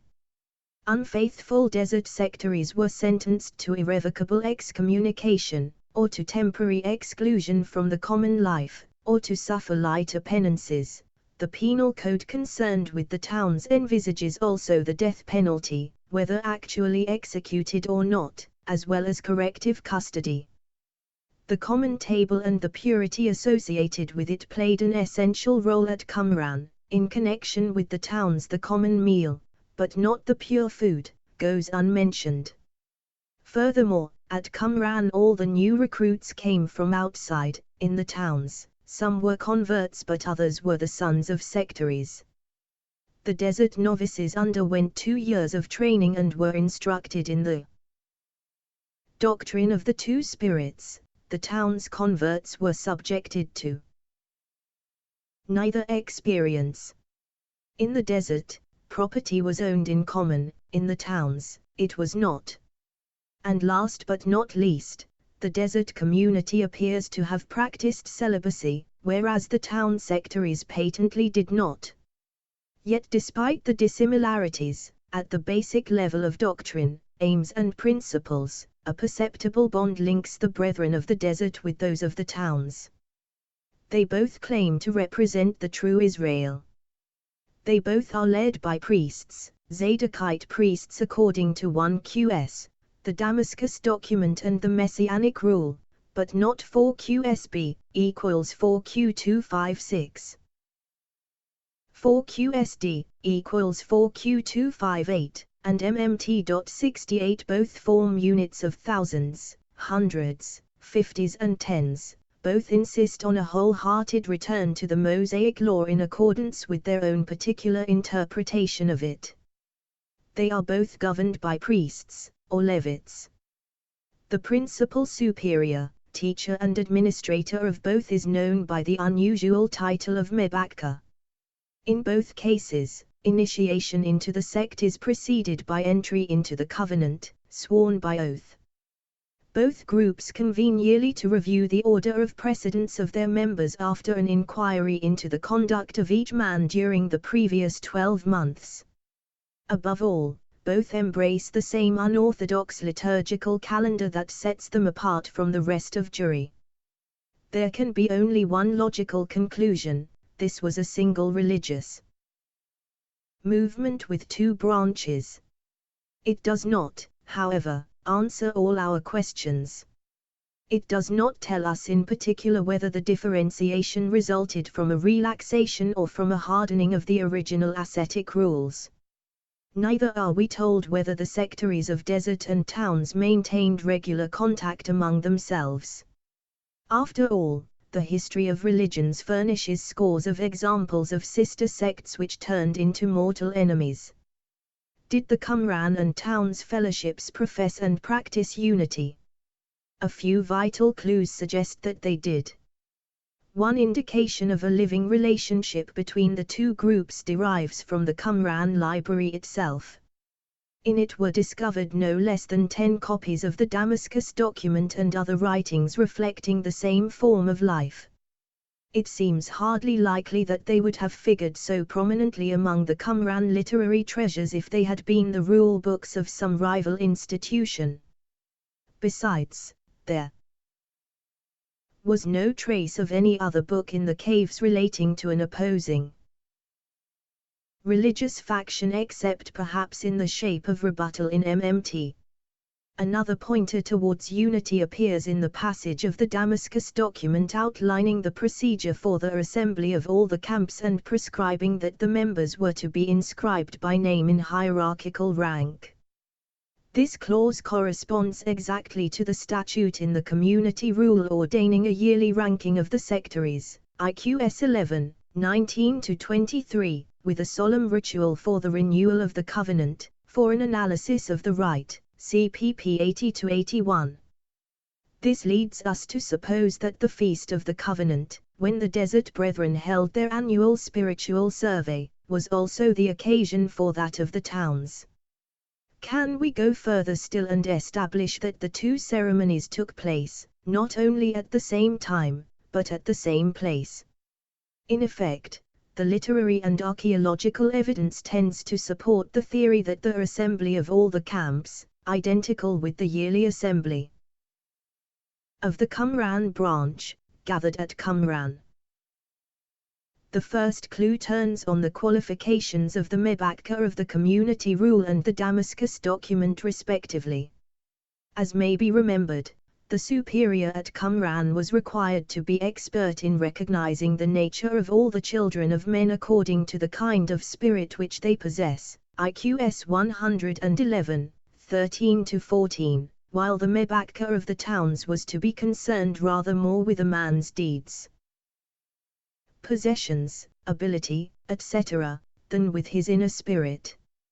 When, however, the Damascus document describes the attributes needed of the guardian of all the camps, what do we find but a reformulation of those accredited to the superior of the desert community, that he should know all the secrets of men and all the languages of their clans. It would emerge from this, therefore, that the guardian of all the camps and the guardian at Qumran were one and the same person. The next hint comes from the fact that the Damascus document is directed to both desert and town sectaries. As an example, the passage from the exhortation advising men to choose whatever is pleasing to God and to reject whatever he hates, that you may walk perfectly in all his ways and not follow after thoughts of the guilty inclination and after eyes of lust, CD 11, 15-16, seems to be addressed to celibates. Yet in this very same document we later come upon injunctions aimed explicitly at non-celibates. And if they live in camps according to the rule of the land, marrying and begetting children, they shall walk according to the law and according to the statute concerning binding vows, according to the rule of the law which says, between a man and his wife and between a father and his son, Num. XXX, 17. CD 7, 6-9.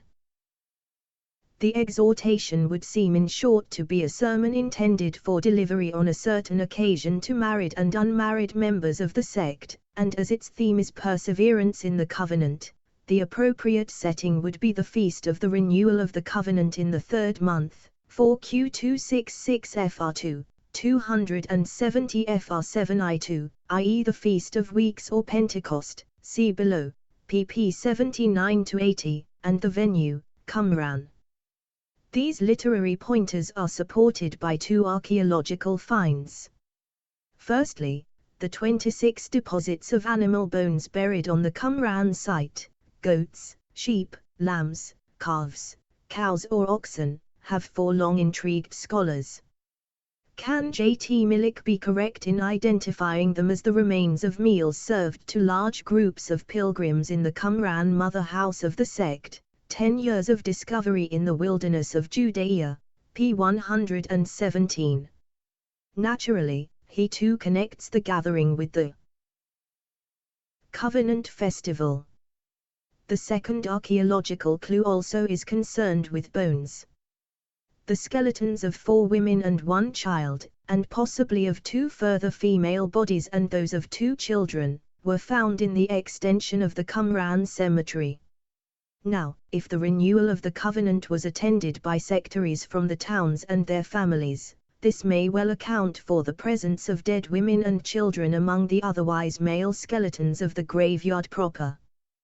Drawing the threads of these various arguments together, there would seem to be little doubt not only that the desert and town sectaries were united in doctrine and organization, but that they remained in actual and regular touch with each other, under the ultimate administrative and spiritual authority of the shadowy figure of the priest, of whom we hear so little, and his dominant partner, the Qumran guardian of all the camps.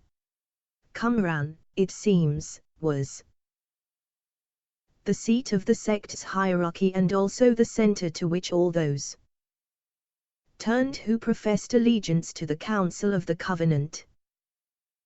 Appendix: the Essenes and the Qumran. Community. The Essenes.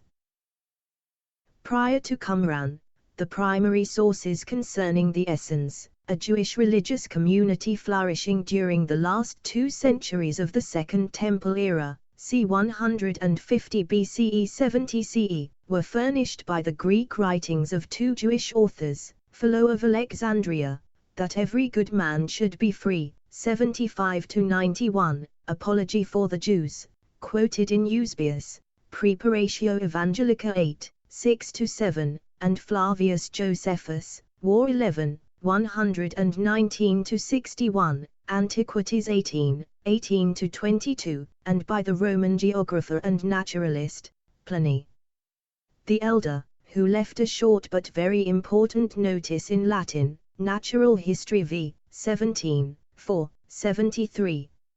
For a more detailed account, see Worms and Martin Goodman, The Essenes according to the classical sources, Sheffield, 1989.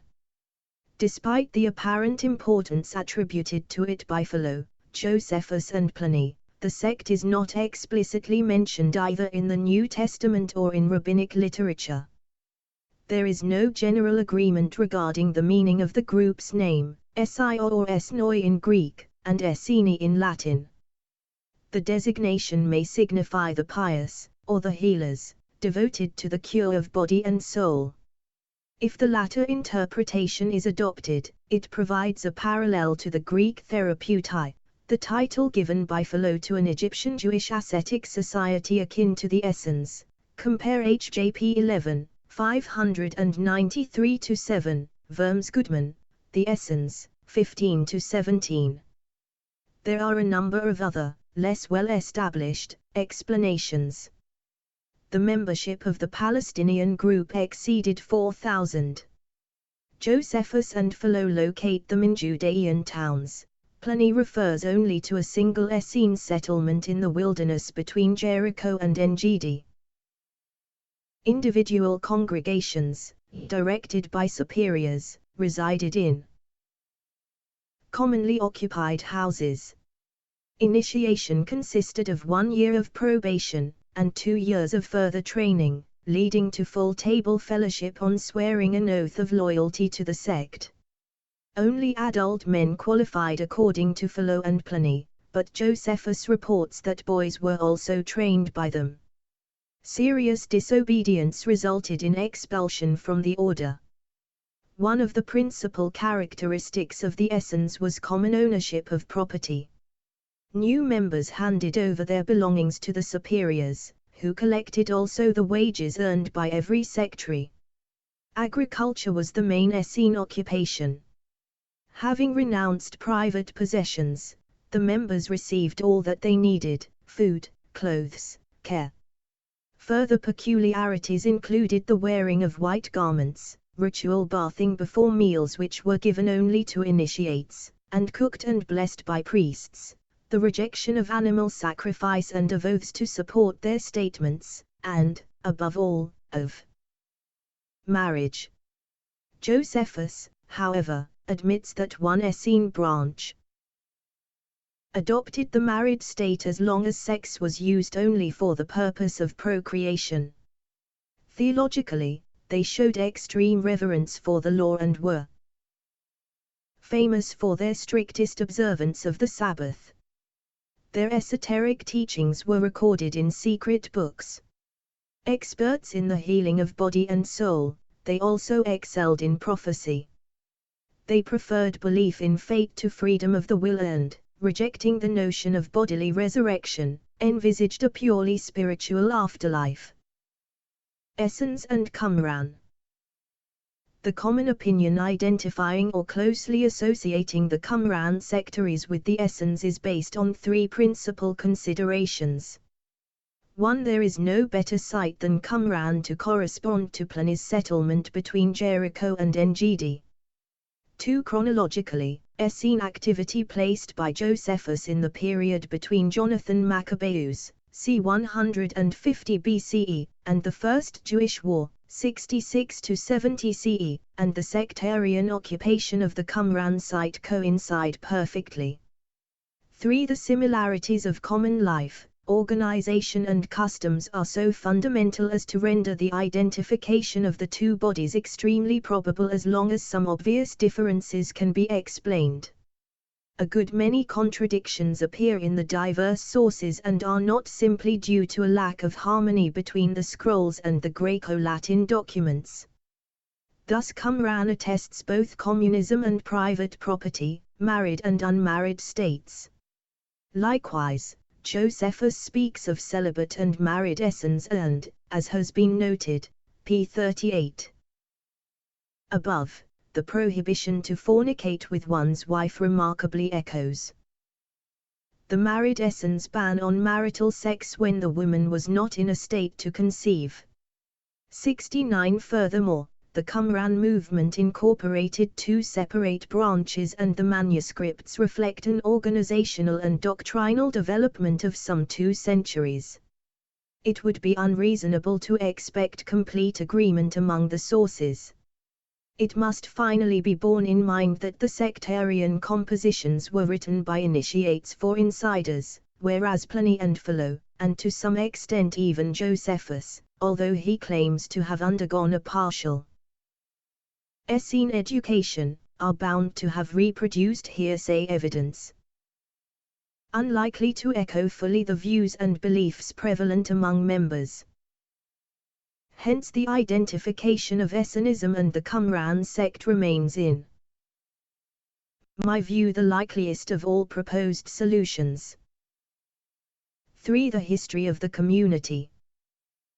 The absence from the Dead Sea Scrolls of historical texts proper should not surprise us. Neither in the intertestamental period, nor in earlier biblical times, was the recording of history as we understand it a strong point among the Jews. Chroniclers are concerned not with factual information about bygone events, but with their religious significance. In Scripture, the secular past is viewed and interpreted by the prophets as revealing God's pleasure or displeasure. Victory or defeat in war, peace or social unrest, abundance of harvest or famine, serve to demonstrate the virtue or sinfulness of the nation and to forecast its future destiny. And when prophecy declined in the 5th century BCE, it was still not succeeded by a growth of historiography. Only the memoirs of Ezra and Nehemiah and the retelling of the age-old stories of the kings of Israel and Judah in the books of Chronicles belong to the historical genre. It was followed instead by eschatological speculation, by apocalyptic visions of the end of time, with their awe-inspiring beasts and battles, and by announcements of the ultimate triumph of truth and justice in a future kingdom of God. In the scrolls, the apocalyptic compositions form part of this later tradition.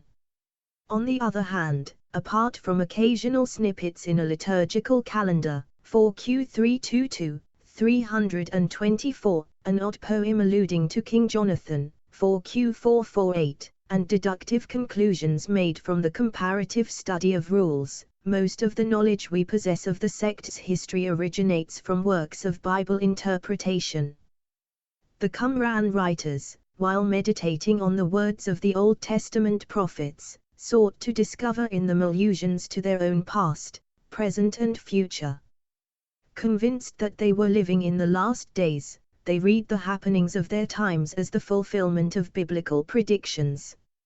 Yet all that these non-historical sources provide are fragments. Even with the help of the archaeological data from Qumran they cannot be made into a consistent and continuous narrative.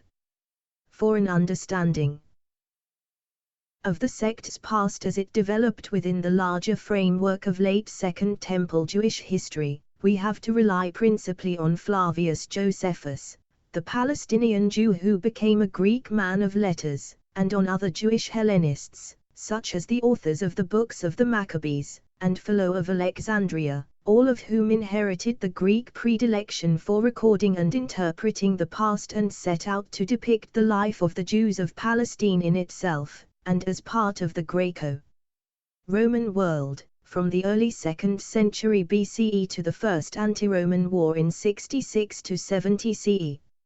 It is only with the help of the wider canvas painted by these ancient writers that places can be found for the often cryptic historical allusions contained in the scrolls.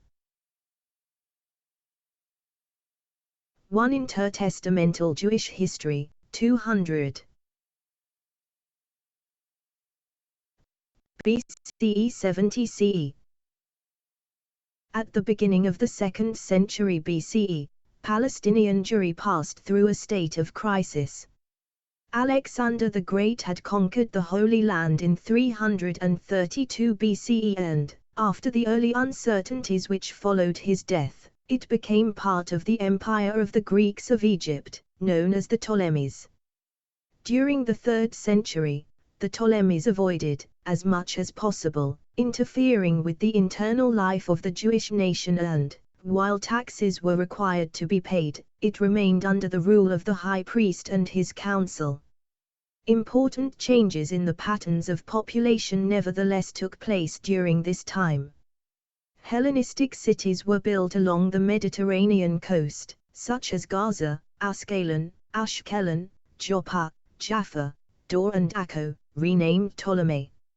Inland also, to the south of the Lake of Tiberias, the ancient town of Beth Shean was reborn as the Greek city of Scythopolis. Samaria, the capital city of the Samaritans, was Hellenized as Sebast, and in Transjordan, Rabuthaman, Amman, was refounded as Philadelphia.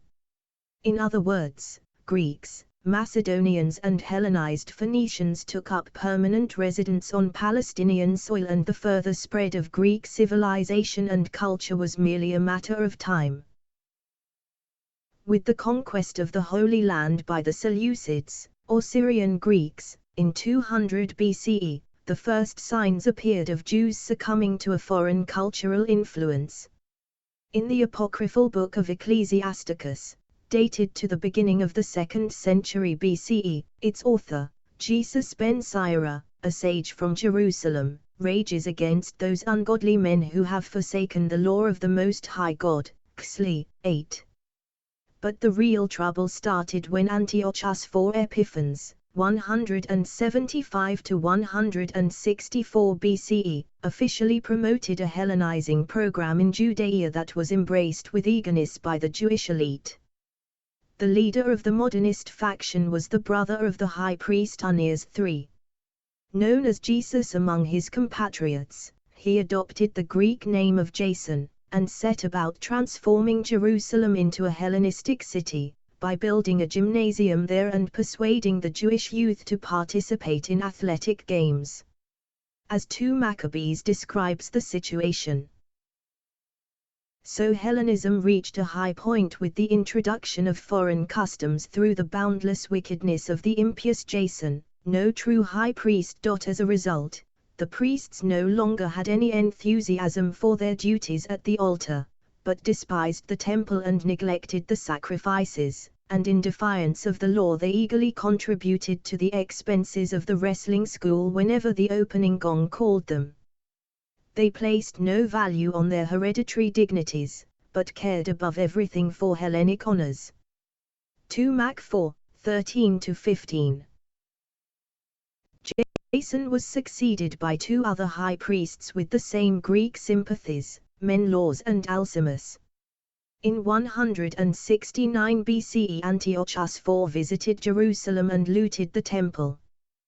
but when in 167 he actually prohibited the practice of Judaism under pain of death and rededicated the Jerusalem sanctuary to Olympian Zeus, the abomination of desolation, the opponents of the Hellenizers finally rose up in violent resistance.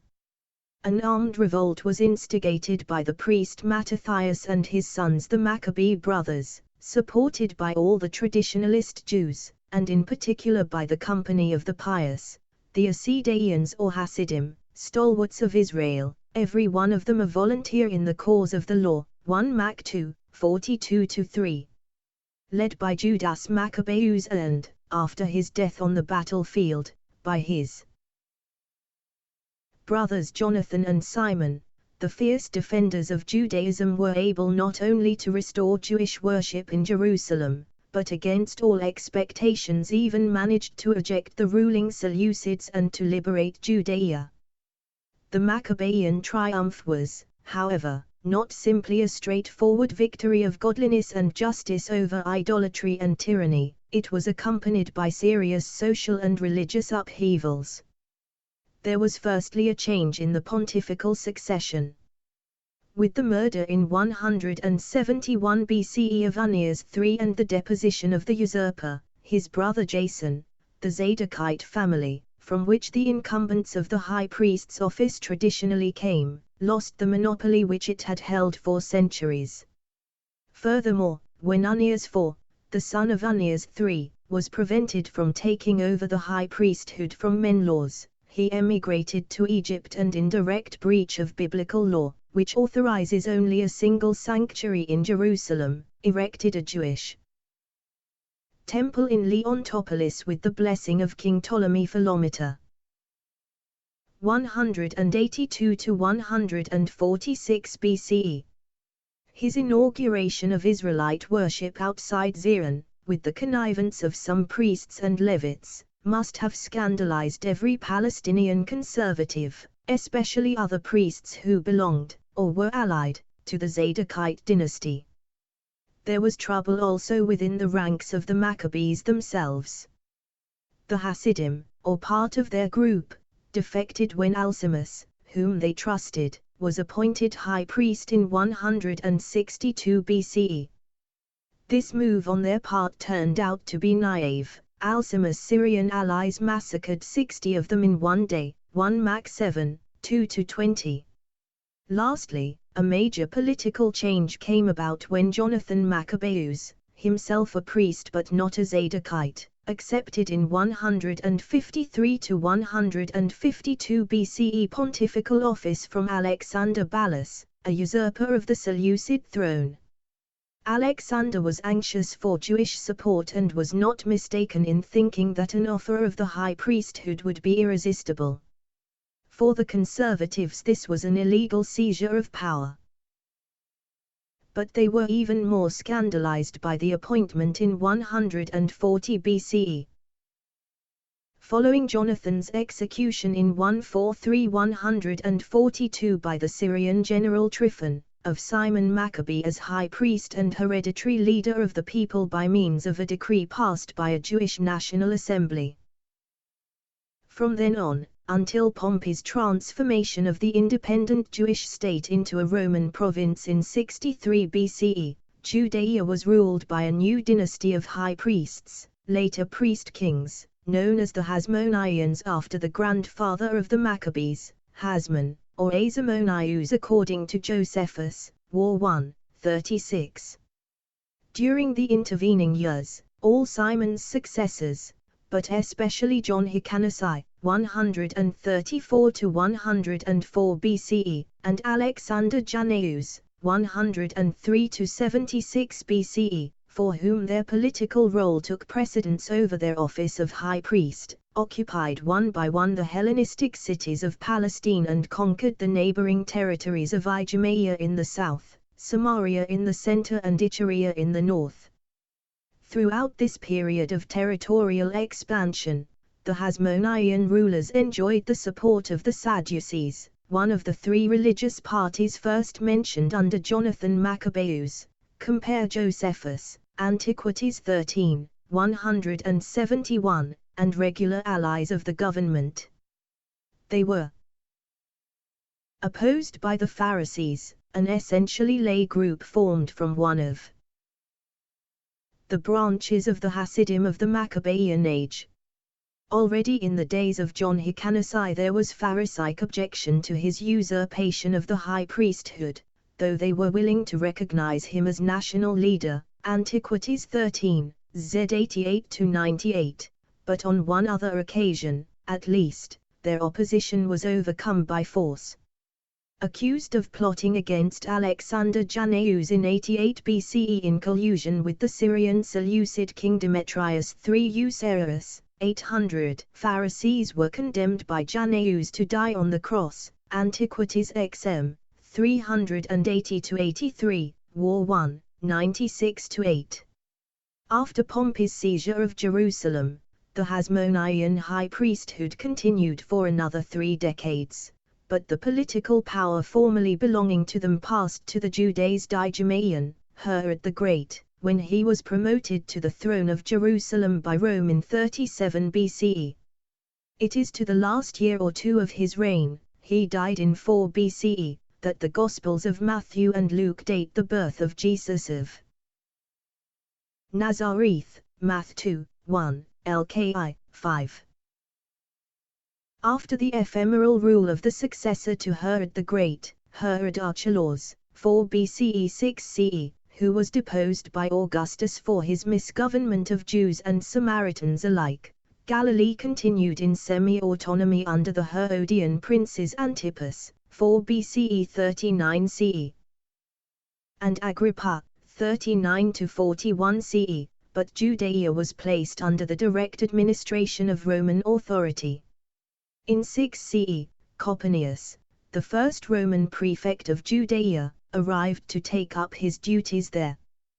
This prefectorial regime, whose most notorious representative was Pontius Pilate, 26-36 CE, lasted for 35 years until 41, when the Emperor Claudius appointed Agrippa as king. He died, however, 3 years later, and in 44 CE the government of the province once more reverted to Roman officials, this time with the title of procurator. Their corrupt and unwise handling of Jewish affairs was one of the chief causes of the War of 66, which led to the destruction of Jerusalem in 70 CE, and to the subsequent decline of the Sadducees, the extinction of the Zealots in Masada in 74, the disappearance of the Essenes, and the survival and uncontested domination of the Pharisees and their rabbinic successors. It is into this general course of events that the history of Qumran has to be inserted. Document by document the scrolls will be scrutinized and the literary information combined, both with the findings of Qumran archaeology and with the incidental reports provided by Josephus. In the end it is hoped that the history of the Essene sect will begin to fall reliably into place. To the history of the Essenes. A. Concealed references in the scrolls. The search for clues to the origins and story of the movement begins with the Damascus document because it is a writing particularly rich in such hints. Here, the birth of the community is said to have occurred in the Age of Wrath, 390 years after the destruction of Jerusalem by Nebuchadnezzar, king of Babylon. At that time, a root sprung from Israel and Aaron, i.e. a group of pious Jews, laymen and priests, came into being in a situation of general ungodliness. These people groped for the way for 20 years, and then God sent them a teacher of righteousness to guide them in the way of his heart. 1. 5-11. The teacher did not meet with unanimous approval within the congregation, and a faction described as seekers of smooth things, removers of the bounds and builders of the wall, all metaphors seeming to point to religious laxity and infidelity, turned against him and his followers. The leader of the breakaway party, though accorded a number of unflattering sobriquets, such as scoffer, liar or spouter of lies, seems to be one and the same person. His associates erred in matters of ritual cleanness, justice, chastity, the dates of festivals and temple worship. They were lovers of money and enemies of peace. In the ensuing fratricidal struggle, the teacher and those who remained faithful to him went into exile in the land of Damascus, where they entered into a new covenant. There, the teacher of righteousness was gathered in, meaning that he died. In the meantime, the wicked dominated over Jerusalem and the temple. Though not without experiencing God's vengeance at the hands of the chief of the kings of Greece. A similar picture emerges from the Habakkuk commentary with its explicit mention of desertion by disciples of the teacher of righteousness to the liar, and also by members unfaithful to the new covenant. The allusions to the protagonists of the conflict are sharper in this work than in the Damascus document. We learn that the villain, known in this scroll as the wicked priest as well as the liar and spouter of lies, was called by the name of truth before he became Israel's ruler and was corrupted by wealth and power. 8:8-11, the implication being that for a time he had met with the sect's approval. Subsequently, however, he defiled Jerusalem and the temple. He also sinned against the teacher of righteousness and his disciples, chastising him while the house of Absalom looked silently on. v. 9.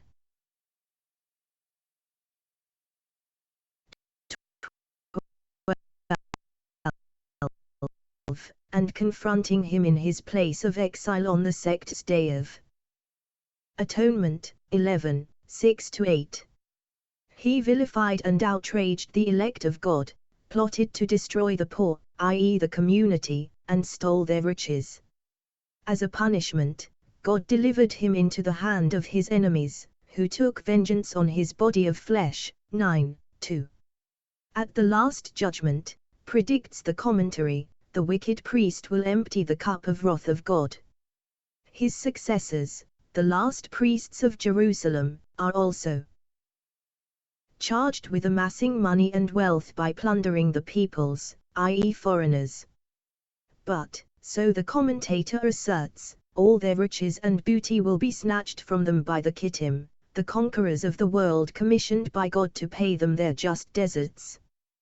Because of lacunae, one cannot be quite sure from the Habakkuk commentary that the teacher was a priest. The commentary on Psalms, PSXXAE, 4Q171, 173, by contrast, makes this plain. Interpreting verses 23-4, it reads, "This concerns the priest, the teacher of righteousness." It further supplies a significant detail by assigning to the violent of the nations, that is to say to the Gentiles as opposed to the Jews, the execution of judgment on the wicked priest. Another point of interest is that the enemies of the sect are alluded to as the wicked of Ephraim and Manasseh, i.e. as of two distinct factions. They appear also in the commentary on Nahum.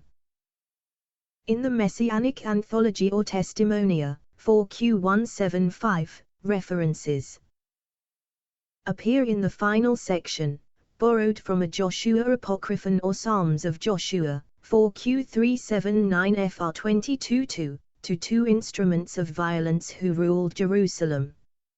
They are cursed for making the city a stronghold of ungodliness and for committing an abomination in the land. They are also said to have shed blood like water on the ramparts of the daughter of Zion.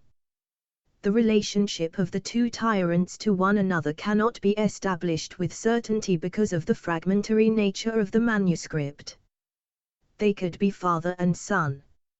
On the other hand, the expression instruments of violence depends on Genesis 6:5, where it describes the brother murderers, Simeon and Levi, the destroyers of Shechem.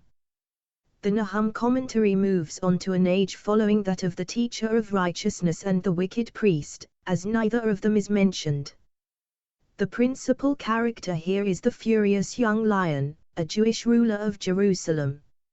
He is said to have taken revenge on the seekers of smooth things, whom he reproached for having invited Demetrius the king of Greece to Jerusalem. The attempt failed. No foreigner entered the city from the time of Antiochus until the coming of the rulers of the Kittim. The enemies of the furious young lion were hanged alive on the tree, a familiar Hebrew circumlocution for crucifixion. As in the commentary on Psalm XXXE, the sobriquets Ephraim and Manasseh are attached to the community's opponents. Ephraim is said to walk in lies and falsehood, but because of gaps in the manuscript, the description of Manasseh is less clear. It seems nevertheless that this party included great men, mighty men and men of dignity. The Nahum commentary was the first of the Qumran scrolls to disclose historical names, those of two Seleucid kings, Antiochus and Demetrius. But their identity has still to be determined because 9 monarchs in all bore the first name, and 3 the second. Additional names figure in various cave 4 manuscripts of a liturgical calendar, 4Q331-3 Shalamzian, the Hebrew name of Queen Salome Alexandra, widow of Alexander Jannaeus, who reigned from 76 to 67 BCE, Hyrcanus and John, probably John Hyrcanus II, son of Alexandra and high priest from 76 to 67 and again from 63 to 40, and Emilius, no doubt Emilius Scaurus, the first Roman governor of Syria from 65 to 62 BCE, who is charged with killing people. Note also that the Balakros of 4Q243 may be the Seleucid usurper Alexander Ballas. A remarkable piece of prayer poetry, 4Q448, refers to King Jonathan in connection with Jerusalem and diaspora jury. A good case has been made out by E&H Eshel, IEJ 42, 1992, 199-229, for identifying him with Alexander Jannaeus, but in my opinion an even stronger argument points towards Jonathan Maccabeus as King Jonathan. Compare JJS 44, 1993, 294-300. Also, one of the proposed readings of line 9 of the list of false prophets, 4Q339, John son of Sim, on, would provide an allusion to John Hyrcanus I. Finally, the person called Potlaus, Tolas, Pytholaus, 4Q468e, may refer to one of 2 historical figures who lived either in the middle or the end of the 1st century BCE. In the commentaries on Habakkuk and Nahum, the Kittim are represented as instruments appointed by God to punish the ungodly priests of Jerusalem. The war rule, however, testifies to a changed attitude towards them on the part of the sect by making the Kittim appear as the chief allies of Belial or Satan and the final foe to be subjugated by the hosts of the Sons of Light. The rule of war, 4Q285, although very fragmentary, appears to point in the same direction. Several Qumran hymns reflect the career and sentiments of a teacher, possibly of the teacher of righteousness himself. According to them, he was opposed by interpreters of error, traitors, deceivers, and those who seek smooth things, all of whom were formerly his friends and members of his covenant, bearers of the yoke of his testimony. In one of them, the reference to a devilish scheme is reminiscent of the allusion in the Habakkuk commentary to the visit of the wicked priest to the community's place of exile in order to cause them to stumble. Teachers of lies have smoothed to people with words, and false prophets have led them astray. They have banished me from my land like a bird from its nest. And they, teachers of lies and seers of falsehood, have schemed against me a devilish scheme, to exchange the law engraved on my heart by thee for the smooth things, which they speak, to people. And they withhold from the thirsteth drink of knowledge, and assuage their thirst with vinegar, that they may gaze on their straying, on their folly concerning their feast days, on their fall into the snares. IQH 12, formerly 4, 7-12. Another hymn appears to hint at the teacher's withdrawal from society and to announce with confidence his eventual glorious justification. For thou, O God, hast sheltered me from the children of men, and hast hidden thy law within me, against the time when thou shouldst reveal thy salvation to me. IQH 13, formerly v. 11-12. Some scholars consider these poems autobiographical, i.e. written by the teacher, but this is mere speculation. It would be unrealistic, taking into account the vagueness of all these statements, the cryptic nature of the symbolism and the entire lack of any systematic exposition of the sect's history, to expect every detail to be identified. We can, however, attempt to define the chronological framework of the historical references and thus be in a position to place at least some of the key events and principal personalities within the context of Jewish history as we know it. B. The chronological framework. The chronological setting of Qumran history may be reconstructed from archaeological and literary evidence. The excavations of 1951-6 date the beginning, the terminus quo, of the sectarian establishment to 150-140 BCE and its end, the terminus ad Qum, to the middle of the First War against Rome, 68 CE. 70. The literary allusions, particularly the identifiable historical names, confirm this general finding. It goes without saying, however, that the initial phases of the community's existence must have preceded by some years or decades the actual establishment of the sect at Qumran. The first task therefore is to examine the scrolls for indications of its origins. The Nahum commentary implies that a king by the name of Antiochus was alive at the beginning of the period with which the documents are concerned. This Antiochus, although one among several so-called, can only have been Antiochus IV Epiphanes, notorious for his looting of Jerusalem and the profanation of the temple in 169-168 BCE. More significant as a chronological pointer is the dating, in the Damascus document, of the sect's beginnings to the Age of Wrath, 390 years after the conquest of Jerusalem by Nebuchadnezzar in 586 BCE. This should bring us to 196 BCE, but, as is well known, Jewish historians are not very reliable in their time reckoning for the post-exilic era. They do not seem to have had a clear idea of the length of the Persian domination, and they were in addition not free of the theological influence of the Book of Daniel, where a period of 70 weeks of years, i.e. 490 years, is given as separating the epoch of Nebuchadnezzar from that of the Messiah. As it happens, if to this figure of 390 years is added, firstly 20, during which the ancestors of the community groped for their way until the entry on the scene of the teacher of righteousness, then another 40, the time span between the death of the teacher and the dawn of the Messianic epoch, the total stretch of years arrived at is 450.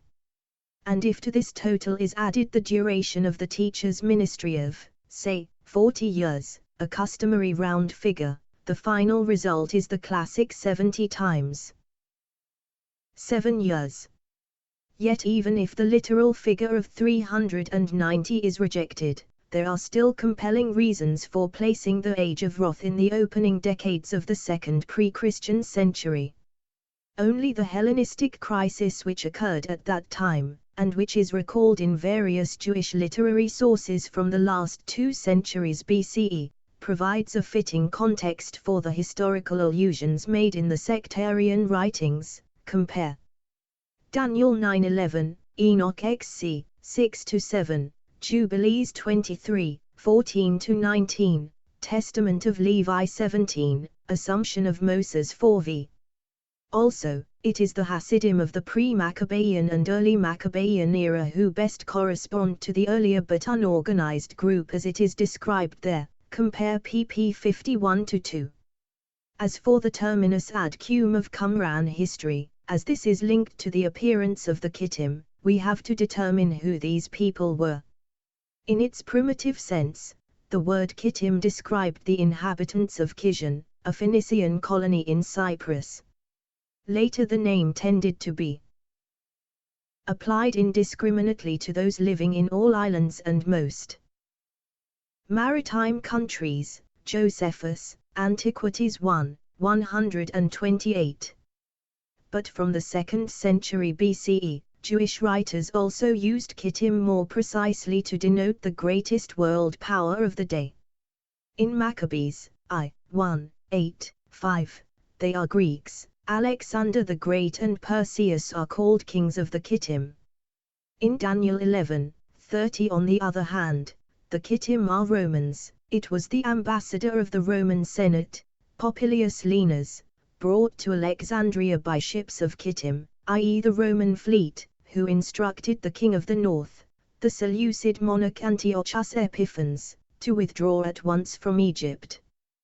The term Romans is substituted for Kittim already in the Old Greek or Septuagint version of Daniel 11, 30. None of these texts is critical of the Kittim.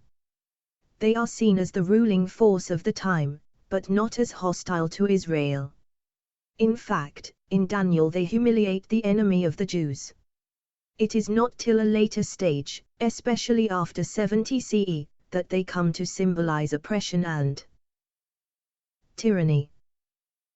In the Habakkuk commentary, the portrait of the Kittim is neutral, as in Maccabees and Daniel. In the Damascus document they play no part. The alien adversary there is the chief of the kings of Greece. Feared and admired by all, they are seen to be on the point of defeating the last priests of Jerusalem and confiscating their wealth, as they have done to many others before. Such a representation of a victorious and advancing might would hardly apply to the Greek Seleucids of Syria, who by the second half of the 2nd century BCE were in grave decline. But it does correspond to the Romans, whose thrust to the east in the 1st century BCE resulted in their triumphs over Pontus, Armenia and Seleucid Syria, and finally, with the arrival of Pompey in Jerusalem in 63 BCE, in the transformation of the Hasmonean state into Judea, a province of the Roman Republic. Since the identification of the Kittim as Romans is nowadays generally accepted, it will suffice to cite a single, but very striking feature in the Habakkuk commentary to support it. Interpreting Hab. 1, 14-16 as referring to the Kittim, the commentator writes, this means that they sacrifice to their standards and worship their weapons of war, Ekphab. 6, 3-5. Now this custom of worshipping the signa was a characteristic of the religion of the Roman armies both in republican and in imperial times, as Josephus testifies in his report of the capture of the Temple of Jerusalem by the legionaries of Titus in 70. The Romans, now that the rebels had fled to the city, and the sanctuary itself and all around it were in flames, carried their standards into the temple court, and setting them up opposite the eastern gate, there sacrificed to them. War 6, 3-6. It is also worth noting that the Kittim of the War Scroll, the final opponents of the eschatological Israel, are subject to a king or emperor, Milik. Previously, in the commentaries of Habakkuk and Nahum, they are said to have been governed by rulers, Moshalim. In some, therefore, the time limits of the sect's history appear to be at one extreme the beginning of the 2nd century BCE, and at the other some moment during the Roman imperial epoch, i.e. after 27 BCE. And this latter date is determined by Qumran archaeology as coinciding with the First Jewish War, and even more precisely with the arrival of the armies of Vespasian and Titus in the neighborhood of the Dead Sea in June 68 CE. C. Decipherment of particular allusions.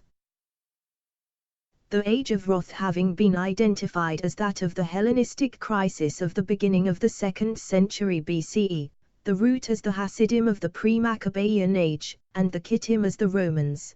The next major problem is to discover who was, or were, the principal Jewish enemy or enemies of the sect at the time of the ministry of the teacher of righteousness, variously known as the scoffer, the liar, the spouter of lies, and the wicked priest, Ekfab, 4 QPs A, CD. It is not unreasonable to conclude that all these insults are directed at the same individual. It would appear from the Damascus document that the scoffer and the liar, compare also 4 QPPSA, were one and the same, when the scoffer arose who shed over Israel the waters of lies, CD 1, 14. And we read of the wicked priest that he was called by the name of truth, 1 QP Hab 8, 8-9, at the outset of his career, the inference being that later he changed into a liar.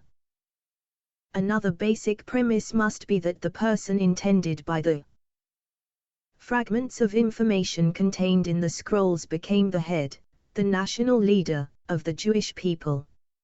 For although biblical names are often used symbolically, including that of Israel, the actions attributed to the wicked priest make little sense if the person in question did not exercise both pontifical and secular power. He ruled over Israel. He robbed the riches of the men of violence who rebelled against God, probably Jewish apostates, as well as the wealth of the peoples, i.e. the Gentiles.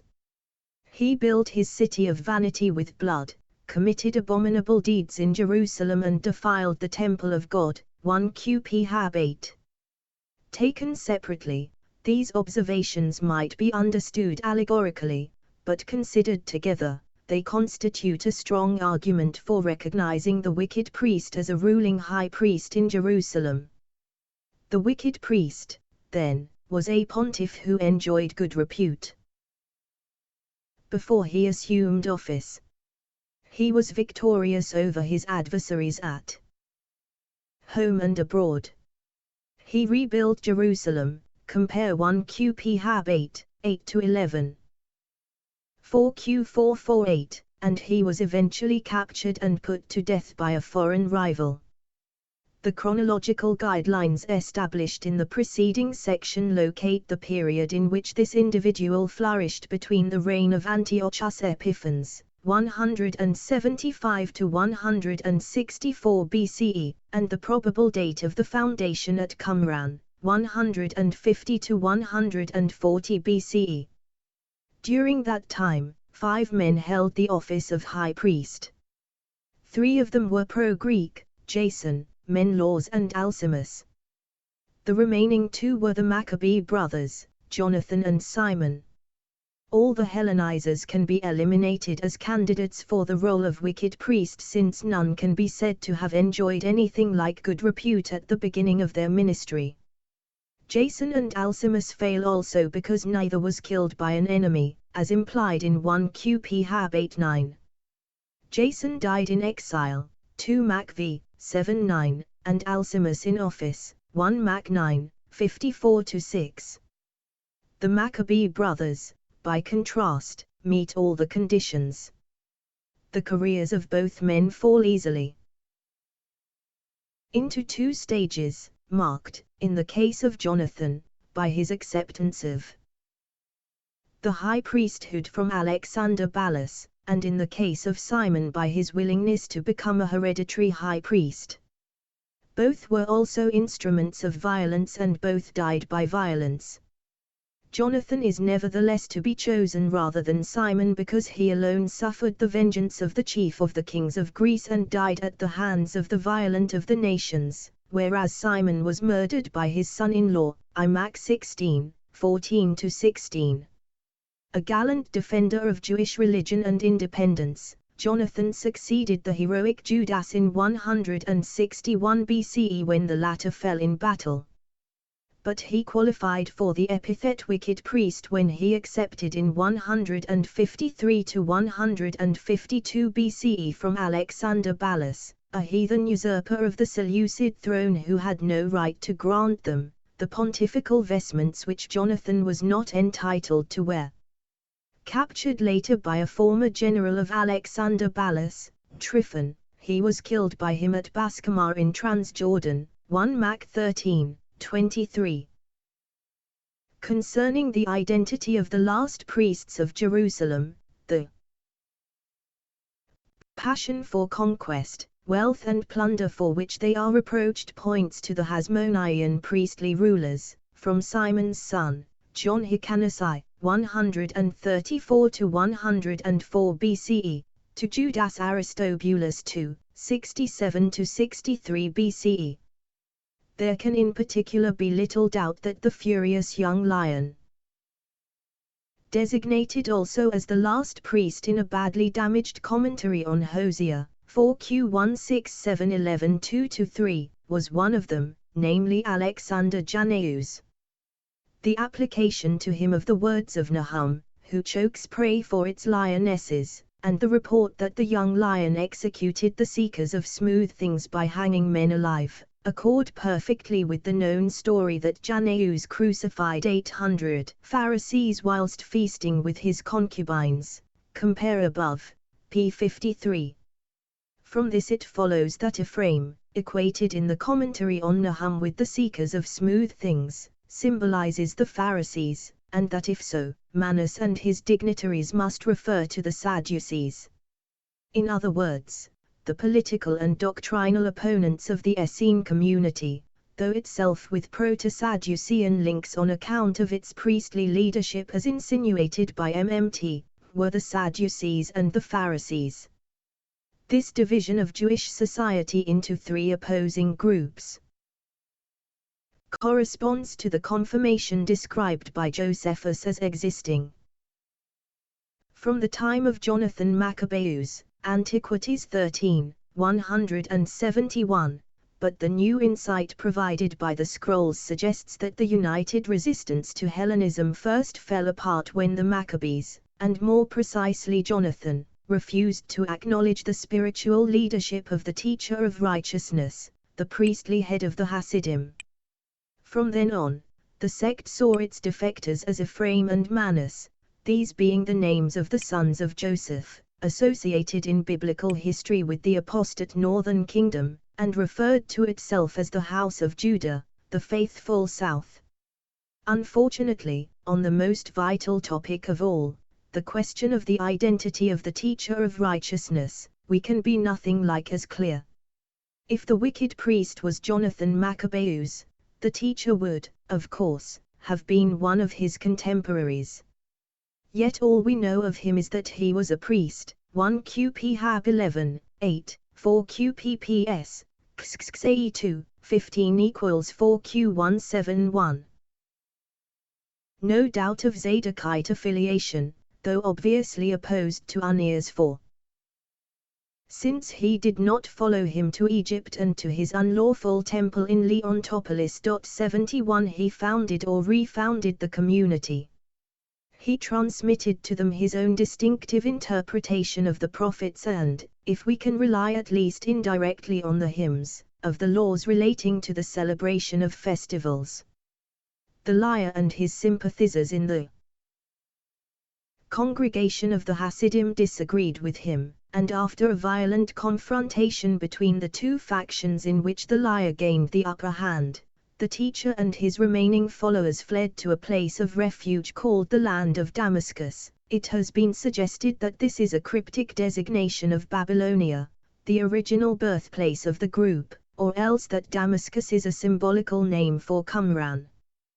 The house of Absalom gave the teacher of righteousness no help against the liar, writes the Habakkuk commentator, 1 QP Hab v. 9-12, the implication being that this was support on which he might have relied. If Absalom is also a symbol, it doubtless recalls the rebellion of Absalom against his father David, and thus points to the perfidy of a close relation or intimate friend of the teacher. On the other hand, since the house of Absalom is accused not of an actual attack but simply of remaining silent during the teacher's chastisement, this allegorical solution may not be convincing. The allusion may then be a Straightforward 1. A certain Absalom was an ambassador of Judas Maccabeus, 2 Mac 11, 17, and his son Mattathias was one of Jonathan's gallant officers, 1 Mac 11, 70. Another of his sons, Jonathan, commanded Simon's army which captured Joppa, 1 Mac 13, 11. Meanwhile, even in his place of exile the teacher continued to be harassed and persecuted by the wicked priest. In this connection, the most important and painful episode appears to have been the priest's pursuit of the teacher to his settlement with the purpose of pouring on him his venomous fury. Appearing before the sectaries on their Sabbath of repose, at the time appointed for rest, for the Day of Atonement, his intention was to cause them to stumble on the day of fasting. It is impossible to say, from the evidence so far available, precisely what happened on this portentous occasion, or whether it was then or later that the wicked priest laid hands on the teacher, that he might put him to death. The wording is equivocal. For example, the verb in 1 Qp Hab 11, 5, 7, translated to confuse, can also mean to swallow up, and some scholars have chosen to understand that the teacher was killed by the wicked priest at the time of the visit. On the other hand, we find recounted in the imperfect tense, which can be rendered into English as either the future or the present tense, the wicked of Ephraim and Manasseh will seek to lay hands on the priest and the men of his council. But God redeems will redeem them from out of their hand. 4 QPPSA, XXAE, 2, I7I9 equals 4 G7I. In other words, we neither know who the founder of the Essenes was, nor how, nor where, nor when he died. Only writers upholding the most unlikely Christian identification of the community claim to be better informed, but disagree among themselves. J. L. Tyker thought the teacher was Jesus. For Barbara Thiering, Jesus was the wicked priest, John the Baptist the teacher. R. H. Eisenman rejects both and prefers James the Just, the brother of the Lord, as the teacher of righteousness. Only the sensation-seeking media have been taken in by their theories. It has been suggested that this inability to identify the teacher of righteousness in the context of the Maccabean period undermines the credibility of the reconstruction as a whole. Is it conceivable, it is asked, that a figure of the stature of the teacher should have left no trace in the literature relating to that time? The answer to this objection is that such writings are to all intents and purposes restricted to the books of the Maccabees, sources politically biased in favor of their heroes and virtually oblivious of the very existence of opposition movements. Josephus himself relies largely on 1 Maccabees and cannot therefore be regarded as an independent witness. But even were this not so, and he had additional material at his disposition, his silence vis-a-vis the teacher of righteousness would still not call for particular comment, since he also makes no mention of the founder of the Pharisees. And incidentally, not a few historians hold that he has nothing to say either of Jesus of Nazareth. The so-called Testimonium Flavianum, Antiquities 18, 63-4, they maintain, is a Christian interpolation into the genuine text of Antiquities, though others, myself included, think that part of the text is authentic. Be this as it may, not a word is breathed by him about Hillel, the greatest of the Pharisee masters, or about Yohanan ben Zakkai, who reorganized Judaism after the destruction of the temple, although both of these men lived in Josephus' own century and Yohanan was definitely his contemporary.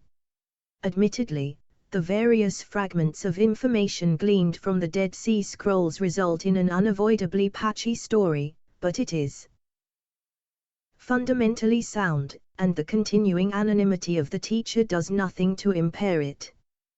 For the present synthesis to be complete, it remains now to turn to Josephus for his occasional historical references to individual essence and to essenism. To begin with, it should be pointed out that 4 members of the community are actually mentioned by the Jewish historian, 3 of them associated with prophecy, one of the distinctive interests of the teacher of righteousness himself. The first, called Judas, is encountered in Jerusalem surrounded by a group of pupils taking instruction in foretelling the future, which probably means how to identify prophetic pointers to future events. Josephus writes of him that he had never been known to speak falsely in his prophecies, and that he predicted the death of Antigonus, the brother of Aristobulus I, 104–103 BCE, Antiquities 13, 311–13. A second Essene prophet, Menahem, apparently foretold that Herod would rule over the Jews, 15. 373–8. Herod showed his gratitude to him by dispensing the Essenes, who were opposed to all oaths except their own oath of the covenant, from taking the vow of loyalty imposed on all his Jewish subjects.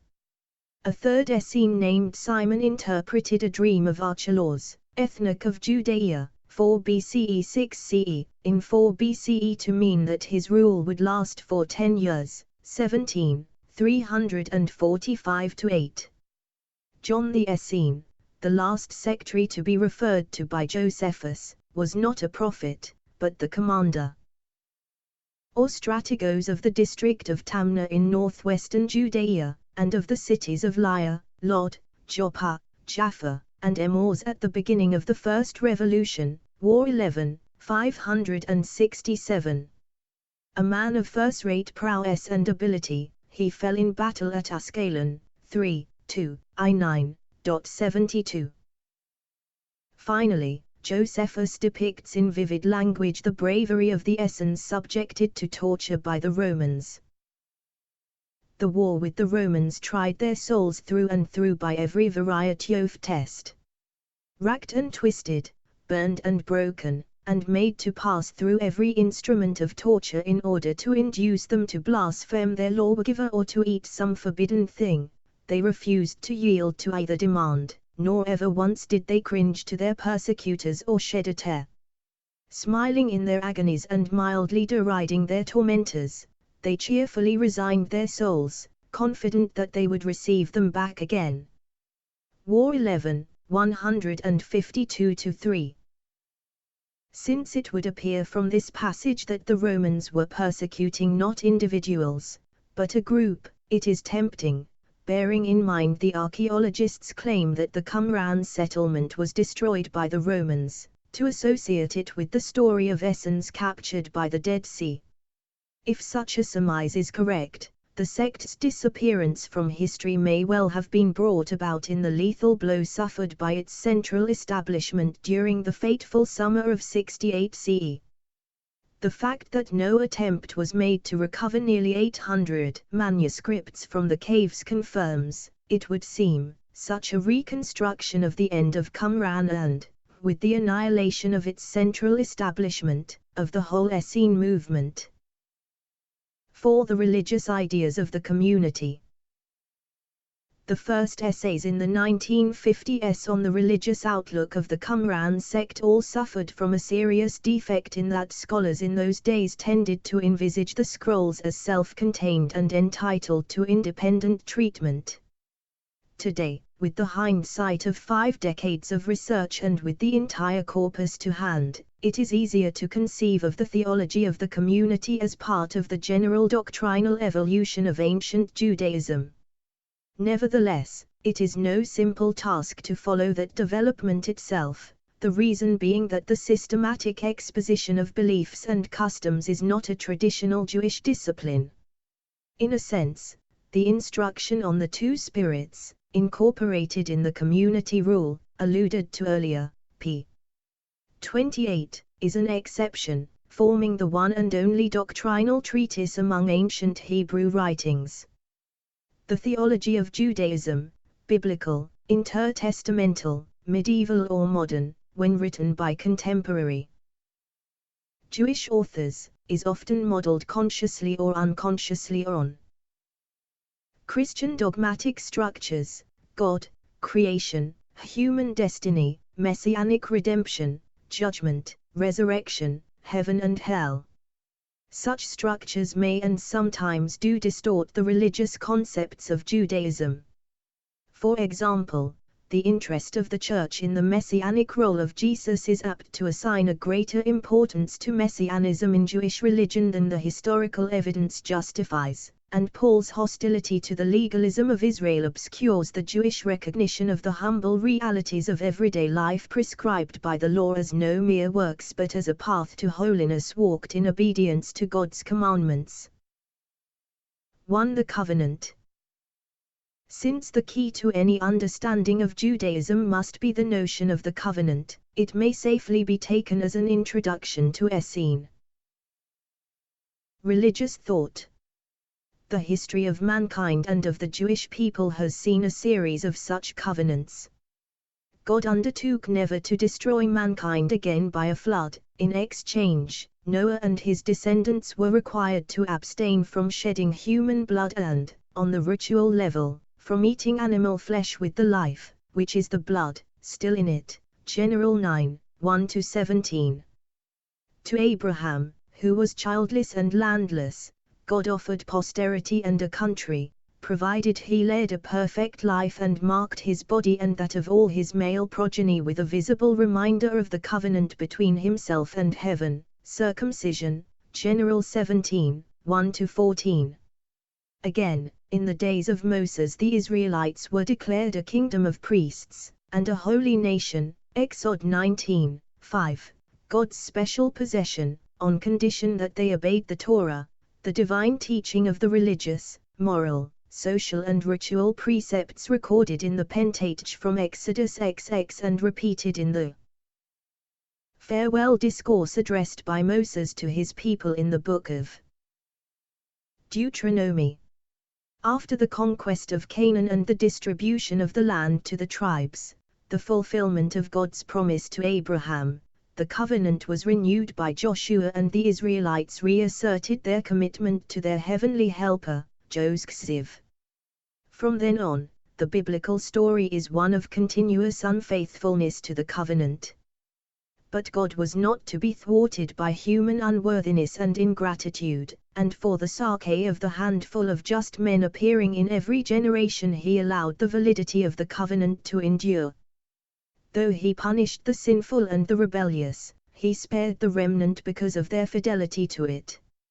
From time to time, saintly leaders of the Jewish people, King David and King Josiah before the Babylonian exile, 2 Psalm 7, 2 Kings 23, 1-3, and Ezra the priest after the return from Mesopotamia, Neatex, persuaded them to remember their covenant with God with solemn vows of repentance and national rededication, but the promises were usually short-lived. This would no doubt account for the development of an idea in the 6th century BCE of a new covenant founded not so much on undertakings entered into by the community as on the inner transformation of every individual Jew for whom the will of God was to become, as it were, second nature. The time is coming, when I will make a new covenant with Israel. This is the new covenant which I will make with Israel in those days.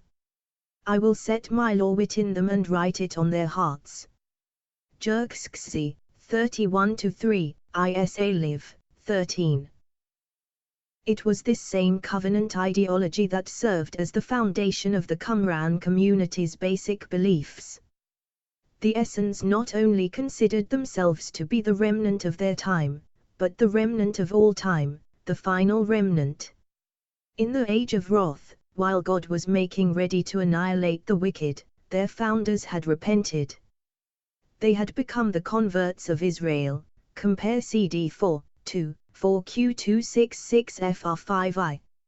As a reward for their conversion, the teacher of righteousness had been sent to establish for them a new covenant, which was to be the sole valid form of the eternal alliance between God and Israel. Consequently, their paramount aim was to pledge themselves to observe its precepts with absolute faithfulness. Convinced that they belonged to a community which alone interpreted the Holy Scriptures correctly, theirs was the last interpretation of the law, 4Q 266 FR 11, 270 FR 72, and they devoted their exile in the wilderness to the study of the Bible. Their intention was to do according to all that had been revealed from age to age, and as the prophets had revealed by his Holy Spirit. 1 QS 8, 14-16, compare 4Q 265 FR 72. Without an authentic interpretation it was not possible properly to understand the Torah. All the Jews of the intertestamental era, the Essenes as well as their rivals, agreed that true piety entails obedience to the law. But although its guidance reaches into so many corners of life, into business and prayer, law court and kitchen, marriage bed and temple, the 613 positive and negative commandments of which it consists still do not provide for all the problems encountered, especially those which arose in the centuries following the formulation of biblical legislation.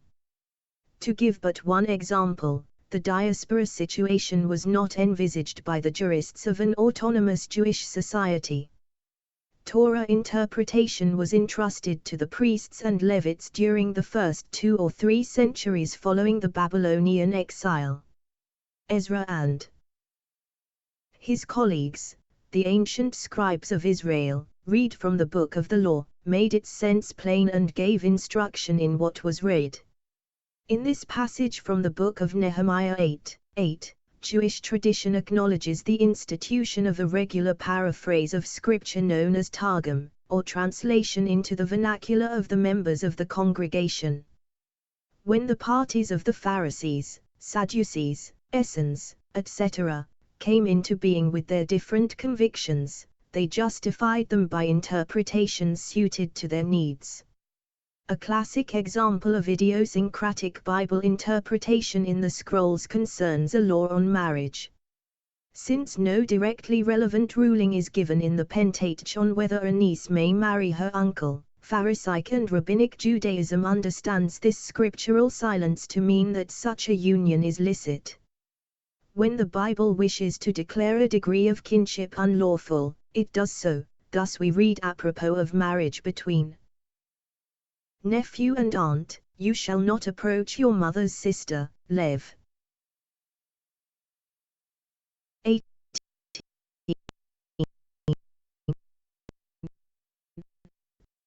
13. Thus a tradition surviving in the Babylonian Talmud is able to go so far as even to praise marriage with a sister's daughter and to proclaim it as a particularly saintly and generous act comparable to the loving kindness shown to the poor and needy. Yebammuth 62b. The Qumran Essenes did not adopt this attitude at all. On the contrary, they regarded an uncle-niece union as straightforward fornication. Interpreted correctly, they maintained, the Leviticus precept signifies the very opposite of the meaning accepted by their opponents. The truth is that whatever applies to men in this respect applies also to women. Moses said, "You shall not approach your mother's sister, i.e. your aunt, she is your mother's near kin." Lev 18:13. But although the laws against incest are written for men, they also apply to women. When, therefore, a brother's daughter uncovers the nakedness of her father's brother, she is also his near kin. CDV 8-11. The Temple Scroll proclaims clearly this prohibition in proper legal terms. A man shall not take the daughter of his brother or the daughter of his sister, for this is abominable. 11 QTLXVI 16-17. Again, according to the strict views of the sectaries, fidelity to the covenant demanded not only obedience to the law, to all that God has commanded by the hand of Moses, but also adherence to the teaching of all his servants, the prophets. 1 QS 1, 2-3. Although not expressly stated, This special attention to the prophets implies, firstly, that the essence subscribed to the principle incorporated into the opening paragraph of the sayings of the Fathers in the Mishnah that the prophets served as an essential link in the transmission of the law from Moses to the rabbis. Moses received the Torah from God on Sinai and passed it on to Joshua, Joshua to the elders, equals judges, the elders to the prophets, and the prophets passed it on to the members of the Great Assembly, equals the leaders of Israel in the post-exilic age. Abath 1:1. The second inference to be drawn is that the sect believed the prophets to be not only teachers of morality, but also guides in the domain of the final eschatological realities. But as in the case of the law, their writings were considered to contain pitfalls for the ignorant and the misinformed, and only the community's sages knew how to expound them correctly. Properly understood, the books of Isaiah, Hosea and the rest indicate the right path to be followed in the terrible cataclysms of the last days. A simple reading can convey only their superficial meaning, but not their profounder significance. The book of Daniel sets the biblical example here when it announces that Jeremiah's prediction that the Babylonian domination would last for 70 years is not to be taken literally. The real and final message is that 70 times 7 years would separate Nebuchadnezzar from the coming of the Messiah. Dan 9:21-4. But the Qumran sectaries went even further than Daniel.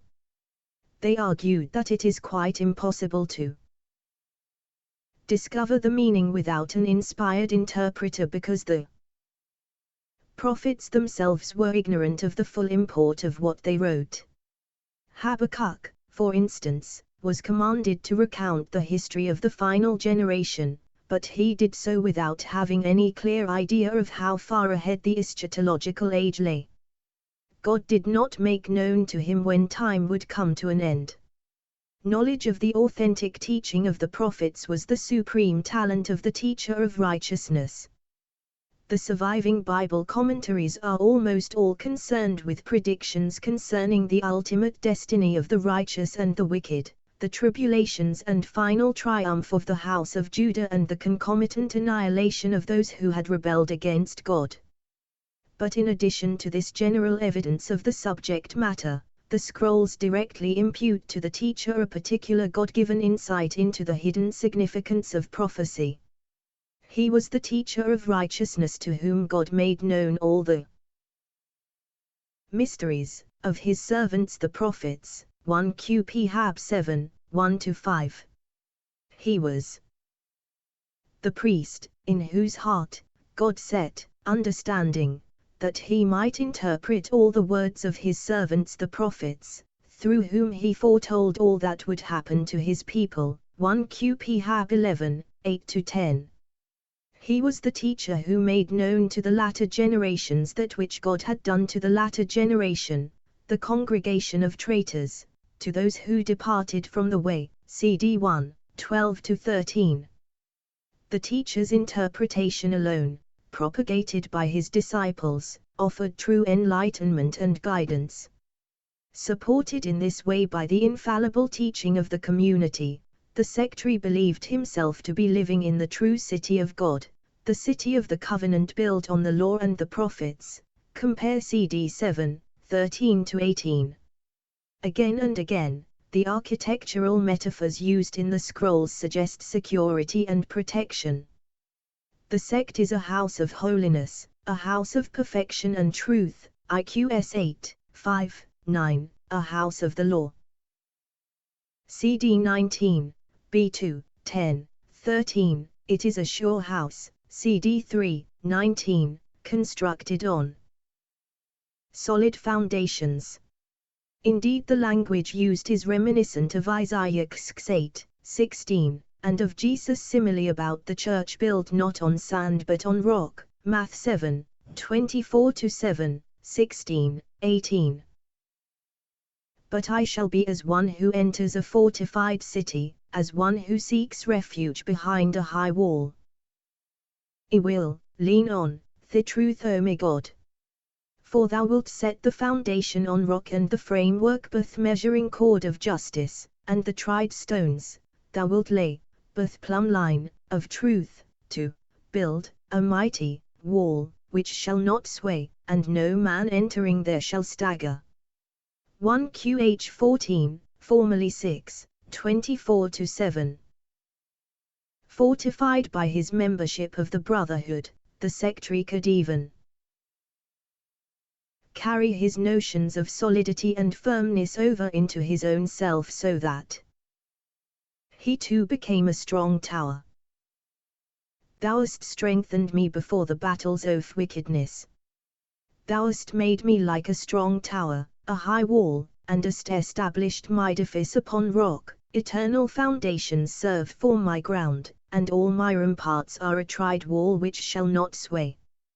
1 Qh 15, formerly 7, 7-9. 2. Election and holy life in the community of the covenant. In the ideology of the Old Testament, to be a member of the chosen people is synonymous with being party to the covenant.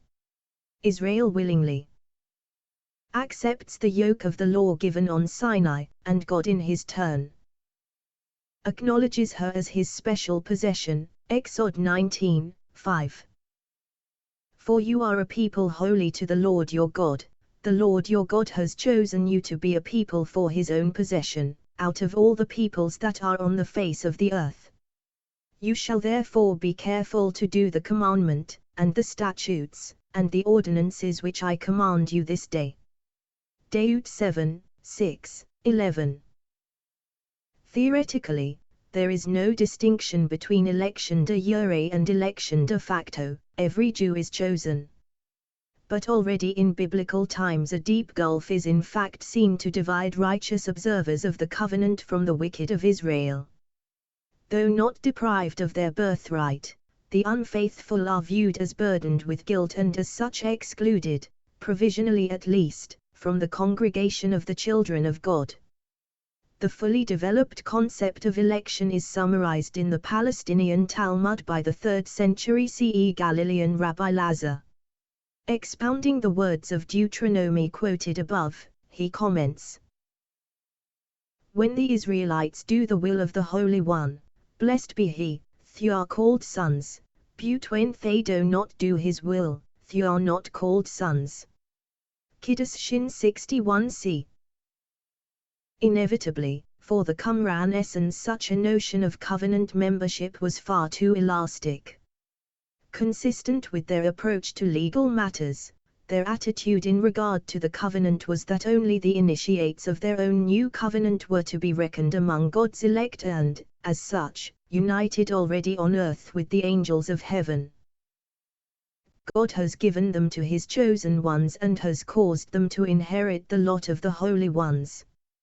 He has joined their assembly to the sons of heaven, to be a council of the community, a foundation of the building of holiness, an eternal plantation throughout all ages to come. 1 Qs 11, 7-9.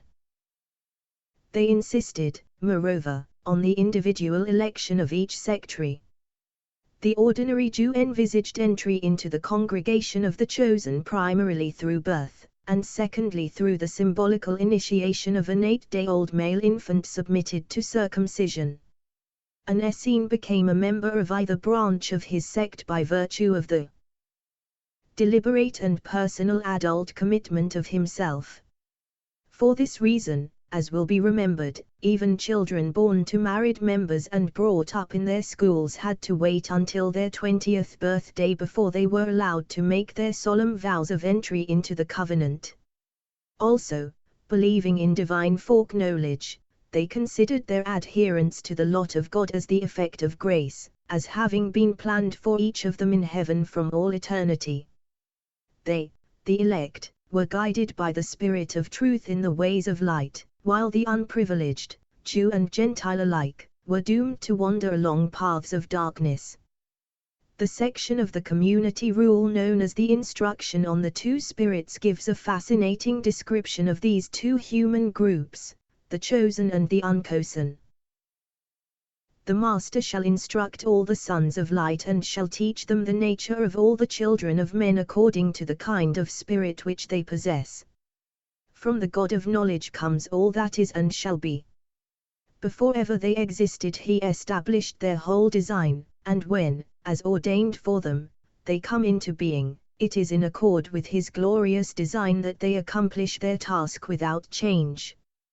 He has created man to govern the world, and has appointed for him 2 spirits in which to walk until the time of his visitation, the spirits of truth and injustice. Those born of truth spring from a fountain of light, but those born of injustice spring from a source of darkness. All the children of righteousness are ruled by the Prince of Light and walk in the ways of light, but all the children of injustice are ruled by the angel of darkness and walk in the ways of darkness. The angel of darkness leads all the children of righteousness astray, and until his end, all their sins, iniquities, wickedness, and all their unlawful deeds are caused by his dominion in accordance with the mysteries of God. But the God of Israel and his angel of truth will succor all the sons of light. For it is he who created the spirits of light and darkness and founded every action upon them and established every deed, upon their ways. And he loves the one everlastingly and delights in its works forever, but the counsel of the other he loathes and forever hates its ways. IQS 3:13-4I. Convictions of this kind, with their theories of individual election and predestination, coupled with a precise knowledge of the boundary dividing right from wrong, can lead to self-righteousness and arrogant intolerance of the masses thought to be rejected by God. The Essenes, however, appear to have concentrated more on the blessedness of the chosen than on the damnation of the unpredestined. Besides, they could always argue that Jews who refused to repent and remained outside the new covenant were responsible for their own doom. But the spiritual masters of the community were doubtless aware of the danger of the sin of pride to which their less enlightened brothers were exposed and attacked it on 3 fronts. The Qumran hymns, unlike certain biblical psalms, for example Psalm XXV, which testify to an acute form of sanctimoniousness, never cease to emphasize the sectary's frailty, unworthiness and total dependence on God. Claim dost that I am, what can I devise unless thou wish it, and what contrive unless thou desire it? What strength shall I have unless thou keep me upright, and how shall I understand unless by the Spirit, which thou hast shaped for me? IQH 18, formerly X, 5-7. Not only is election itself owed to God's grace, but perseverance in the way of holiness cannot be counted on unless he offers his continuous help and support. When the wicked rose against thy covenant and the damned against thy word, I said in my sinfulness, I am forsaken by the covenant. But calling to mind the might of the hand and the greatness of the compassion, I rose and stood.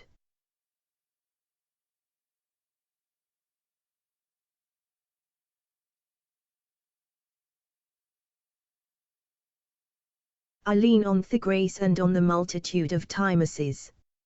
IQH 12, formerly 4, 34-7. Another theme constantly stressed in Essene teaching is that not only is God's assistance necessary in order to remain faithful to his law, the very knowledge of that law is a gift from heaven.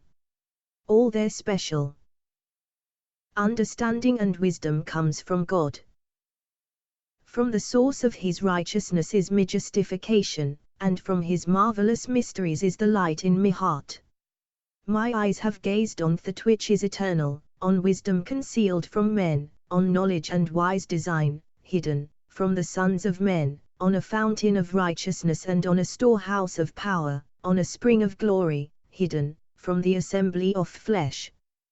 God has given them to his chosen ones as an everlasting possession, and has caused them to inherit the lot of the holy ones. IQS 11, 5-8. The sentiments expressed in the hymns, of love and gratitude and awareness of God's presence, represent a true religiousness and must have helped the sectary not to allow his life, governed as it was by laws and precepts, to slide into one of mere religious formalism. Thou hast upheld me with certain truth, thou hast delighted me with thy Holy Spirit and hast opened my heart, till this day.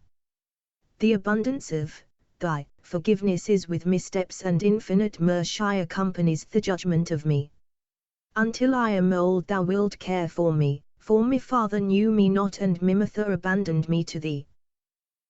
For thou art a father to all the sons of the truth, and as a woman who tenderly loves her babe, so dost thou rejoice in them, and as a foster father bearing a child in his lap, so carest thou for all the creatures. IQH 17, formerly 9, 32-6.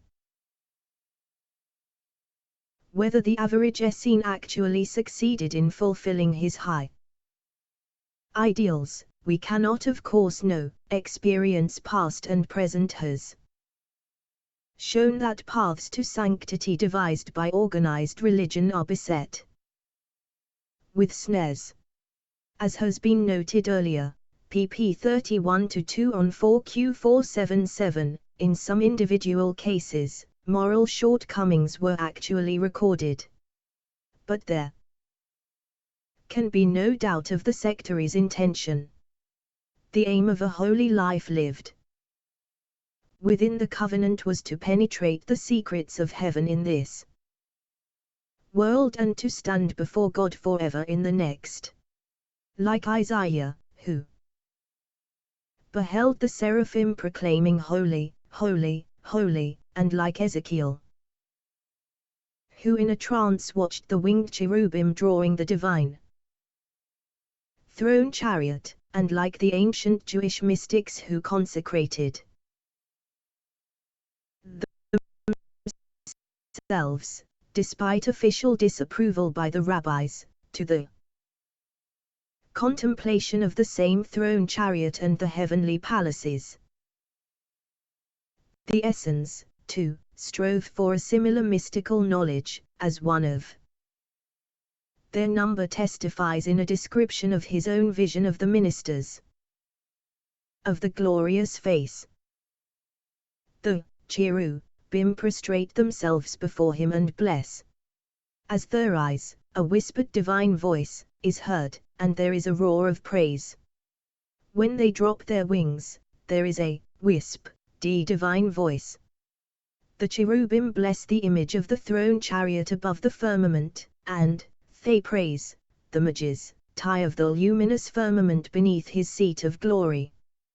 When the wheels advance, angels of holiness come and go. From between his glorious wheels there is as it were a fiery vision of most holy spirits dot about them, the appearance of rivulets of fire in the likeness of gleaming brass, and a work of radiance in many-colored glory, marvelous pigments, clearly mingled. The spirits of the living gods move perpetually with the glory of the marvelous chariot.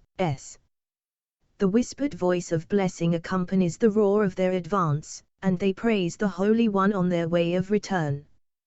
When they ascend marvelously, and when they settle, they stand still.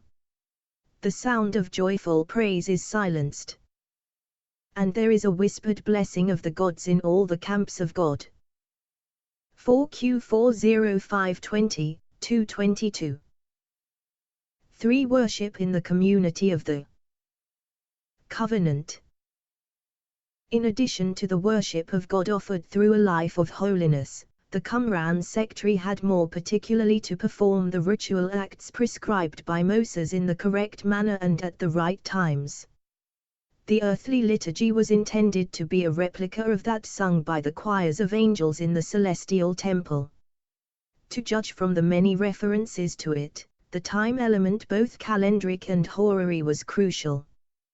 The community rule lays down that the community was not to depart from any command of God concerning their times, they shall be neither early nor late for any of their appointed times, they shall stray neither to the right nor to the left of any of his true precepts. IQS 1, 13-15.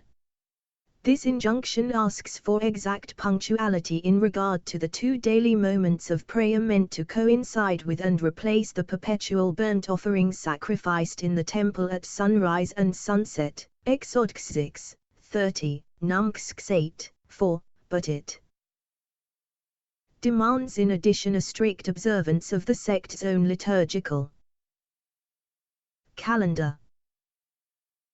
He shall bless him with the offering of the lips at the times ordained by him, at the beginning of the dominion of light, and at its end when it retires to its appointed place, at the beginning of the watches of darkness when he unlocks their storehouse and spreads them out, and also at their end when they retire before the light, when the heavenly lights shine out from the dwelling place of holiness, and also when they retire to the place of glory, at the entry of the monthly seasons, on the days of the new moon, and also at their end when they succeed to one another. IQS 9, 26x, 4. To understand the peculiarity of Essenism in this respect, a few words need to be said about the calendar followed by non-sectarian Judaism.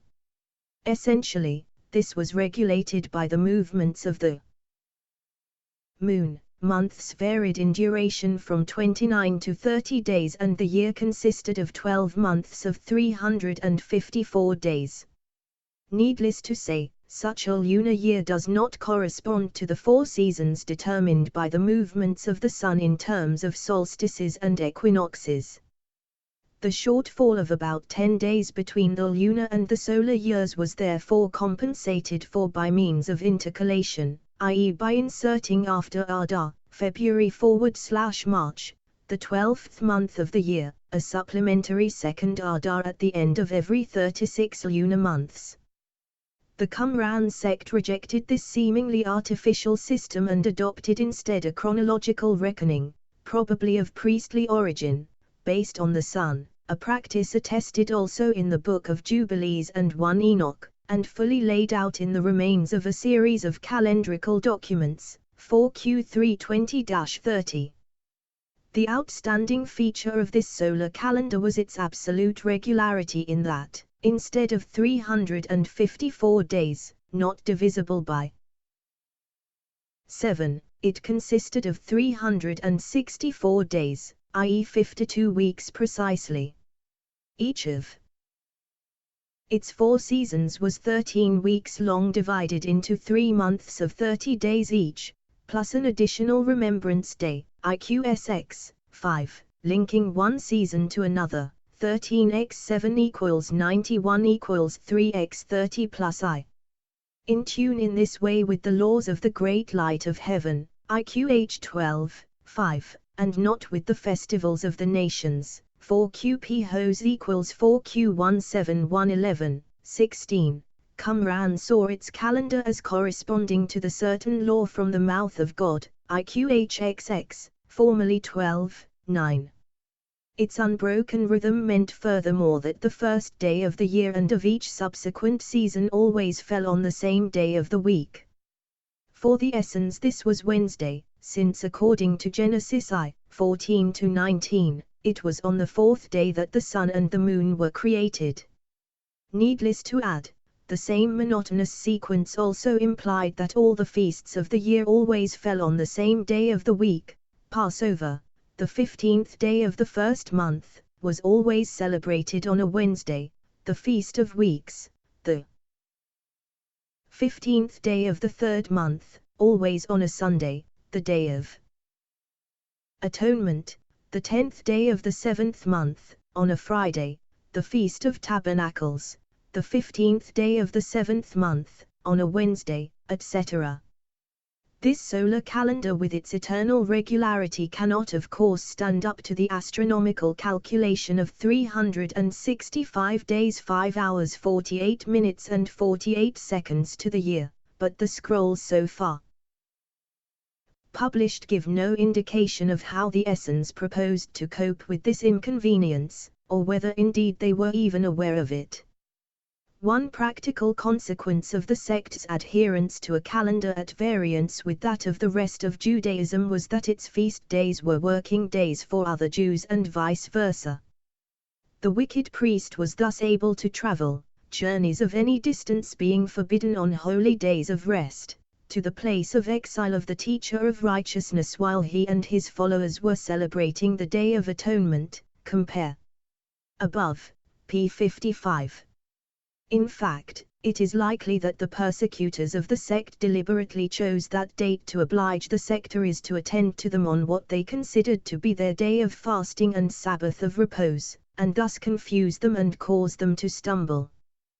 The same sort of story is told in the Mishnah of the patriarch Gamaliel too, who endeavored to humiliate Rabbi Joshua ben Hananiah by sending him the following instruction: I charge you that you come to me with your staff and your money on the Day of Atonement according to your reckoning, Rosh Hashanah 2:9. Another peculiarity of the liturgical calendar of the community, attested in the Temple Scroll, was the division of the year into 7 50-day periods, hence the name Pentecontid calendar, each marked by an agricultural festival, for example the Feast of New Wine, the Feast of Oil, etc. A similar system is mentioned by Philo in connection with the Therapeutai in his book, On the Contemplative Life. One of these festivals, the Feast of the New Wheat, coincided with the Feast of Weeks and was for the Essence/Therapeutai also the principal holy day of the year, that of the renewal of the covenant, the importance of which is discussed above, p. 44.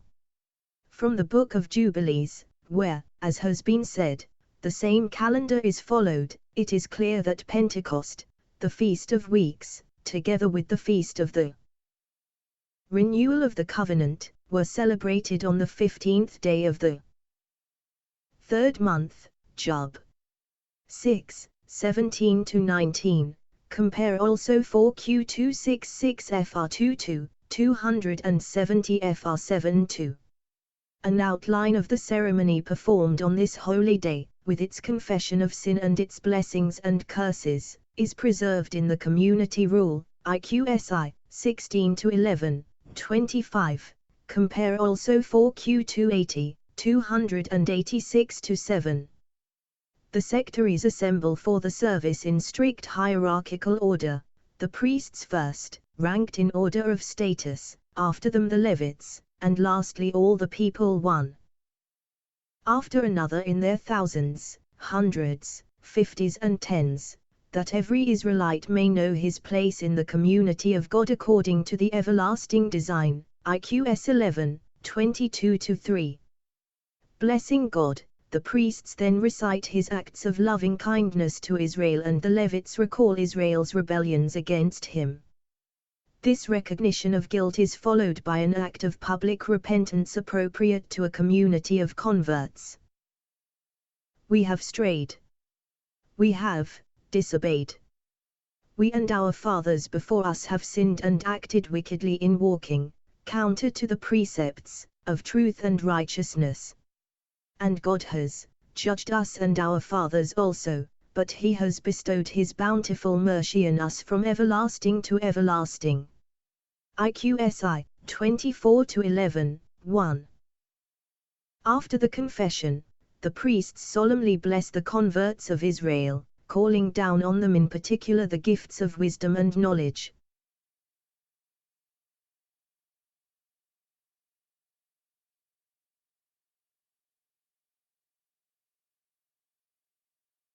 May he bless you with all good and preserve you from all evil. May he lighten your heart with life-giving wisdom and grant you eternal knowledge. May he raise his merciful face towards you for everlasting bliss. IQS 2, 2-4.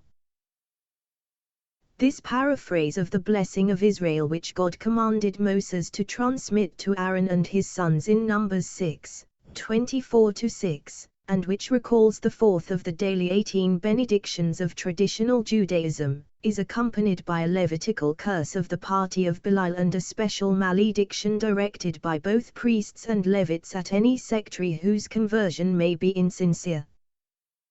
Cursed be the man who enters this covenant while walking among the idols of his heart, who sets up before himself his stumbling block of sin so that he may backslide. Hearing the words of this covenant, he blesses himself in his heart and says, "Peace be with me, even though I walk in the stubbornness of my heart." IQS 2, 11-12. The cave 4 sources of the Damascus document depict also the ritual of dismissal from the community. The priest overseeing the congregation, addressing God, declares, "Thou hast cursed those who transgress the boundary, but we maintain it. Thereupon the dismissed man shall leave, and whoever eats from what is his or greets the man who has been dismissed, and agrees with him, his judgment shall be complete." 4Q266 FR 11I2, 270 FR 72. Each benediction and curse is approved by the whole congregation, with a twice repeated Amen.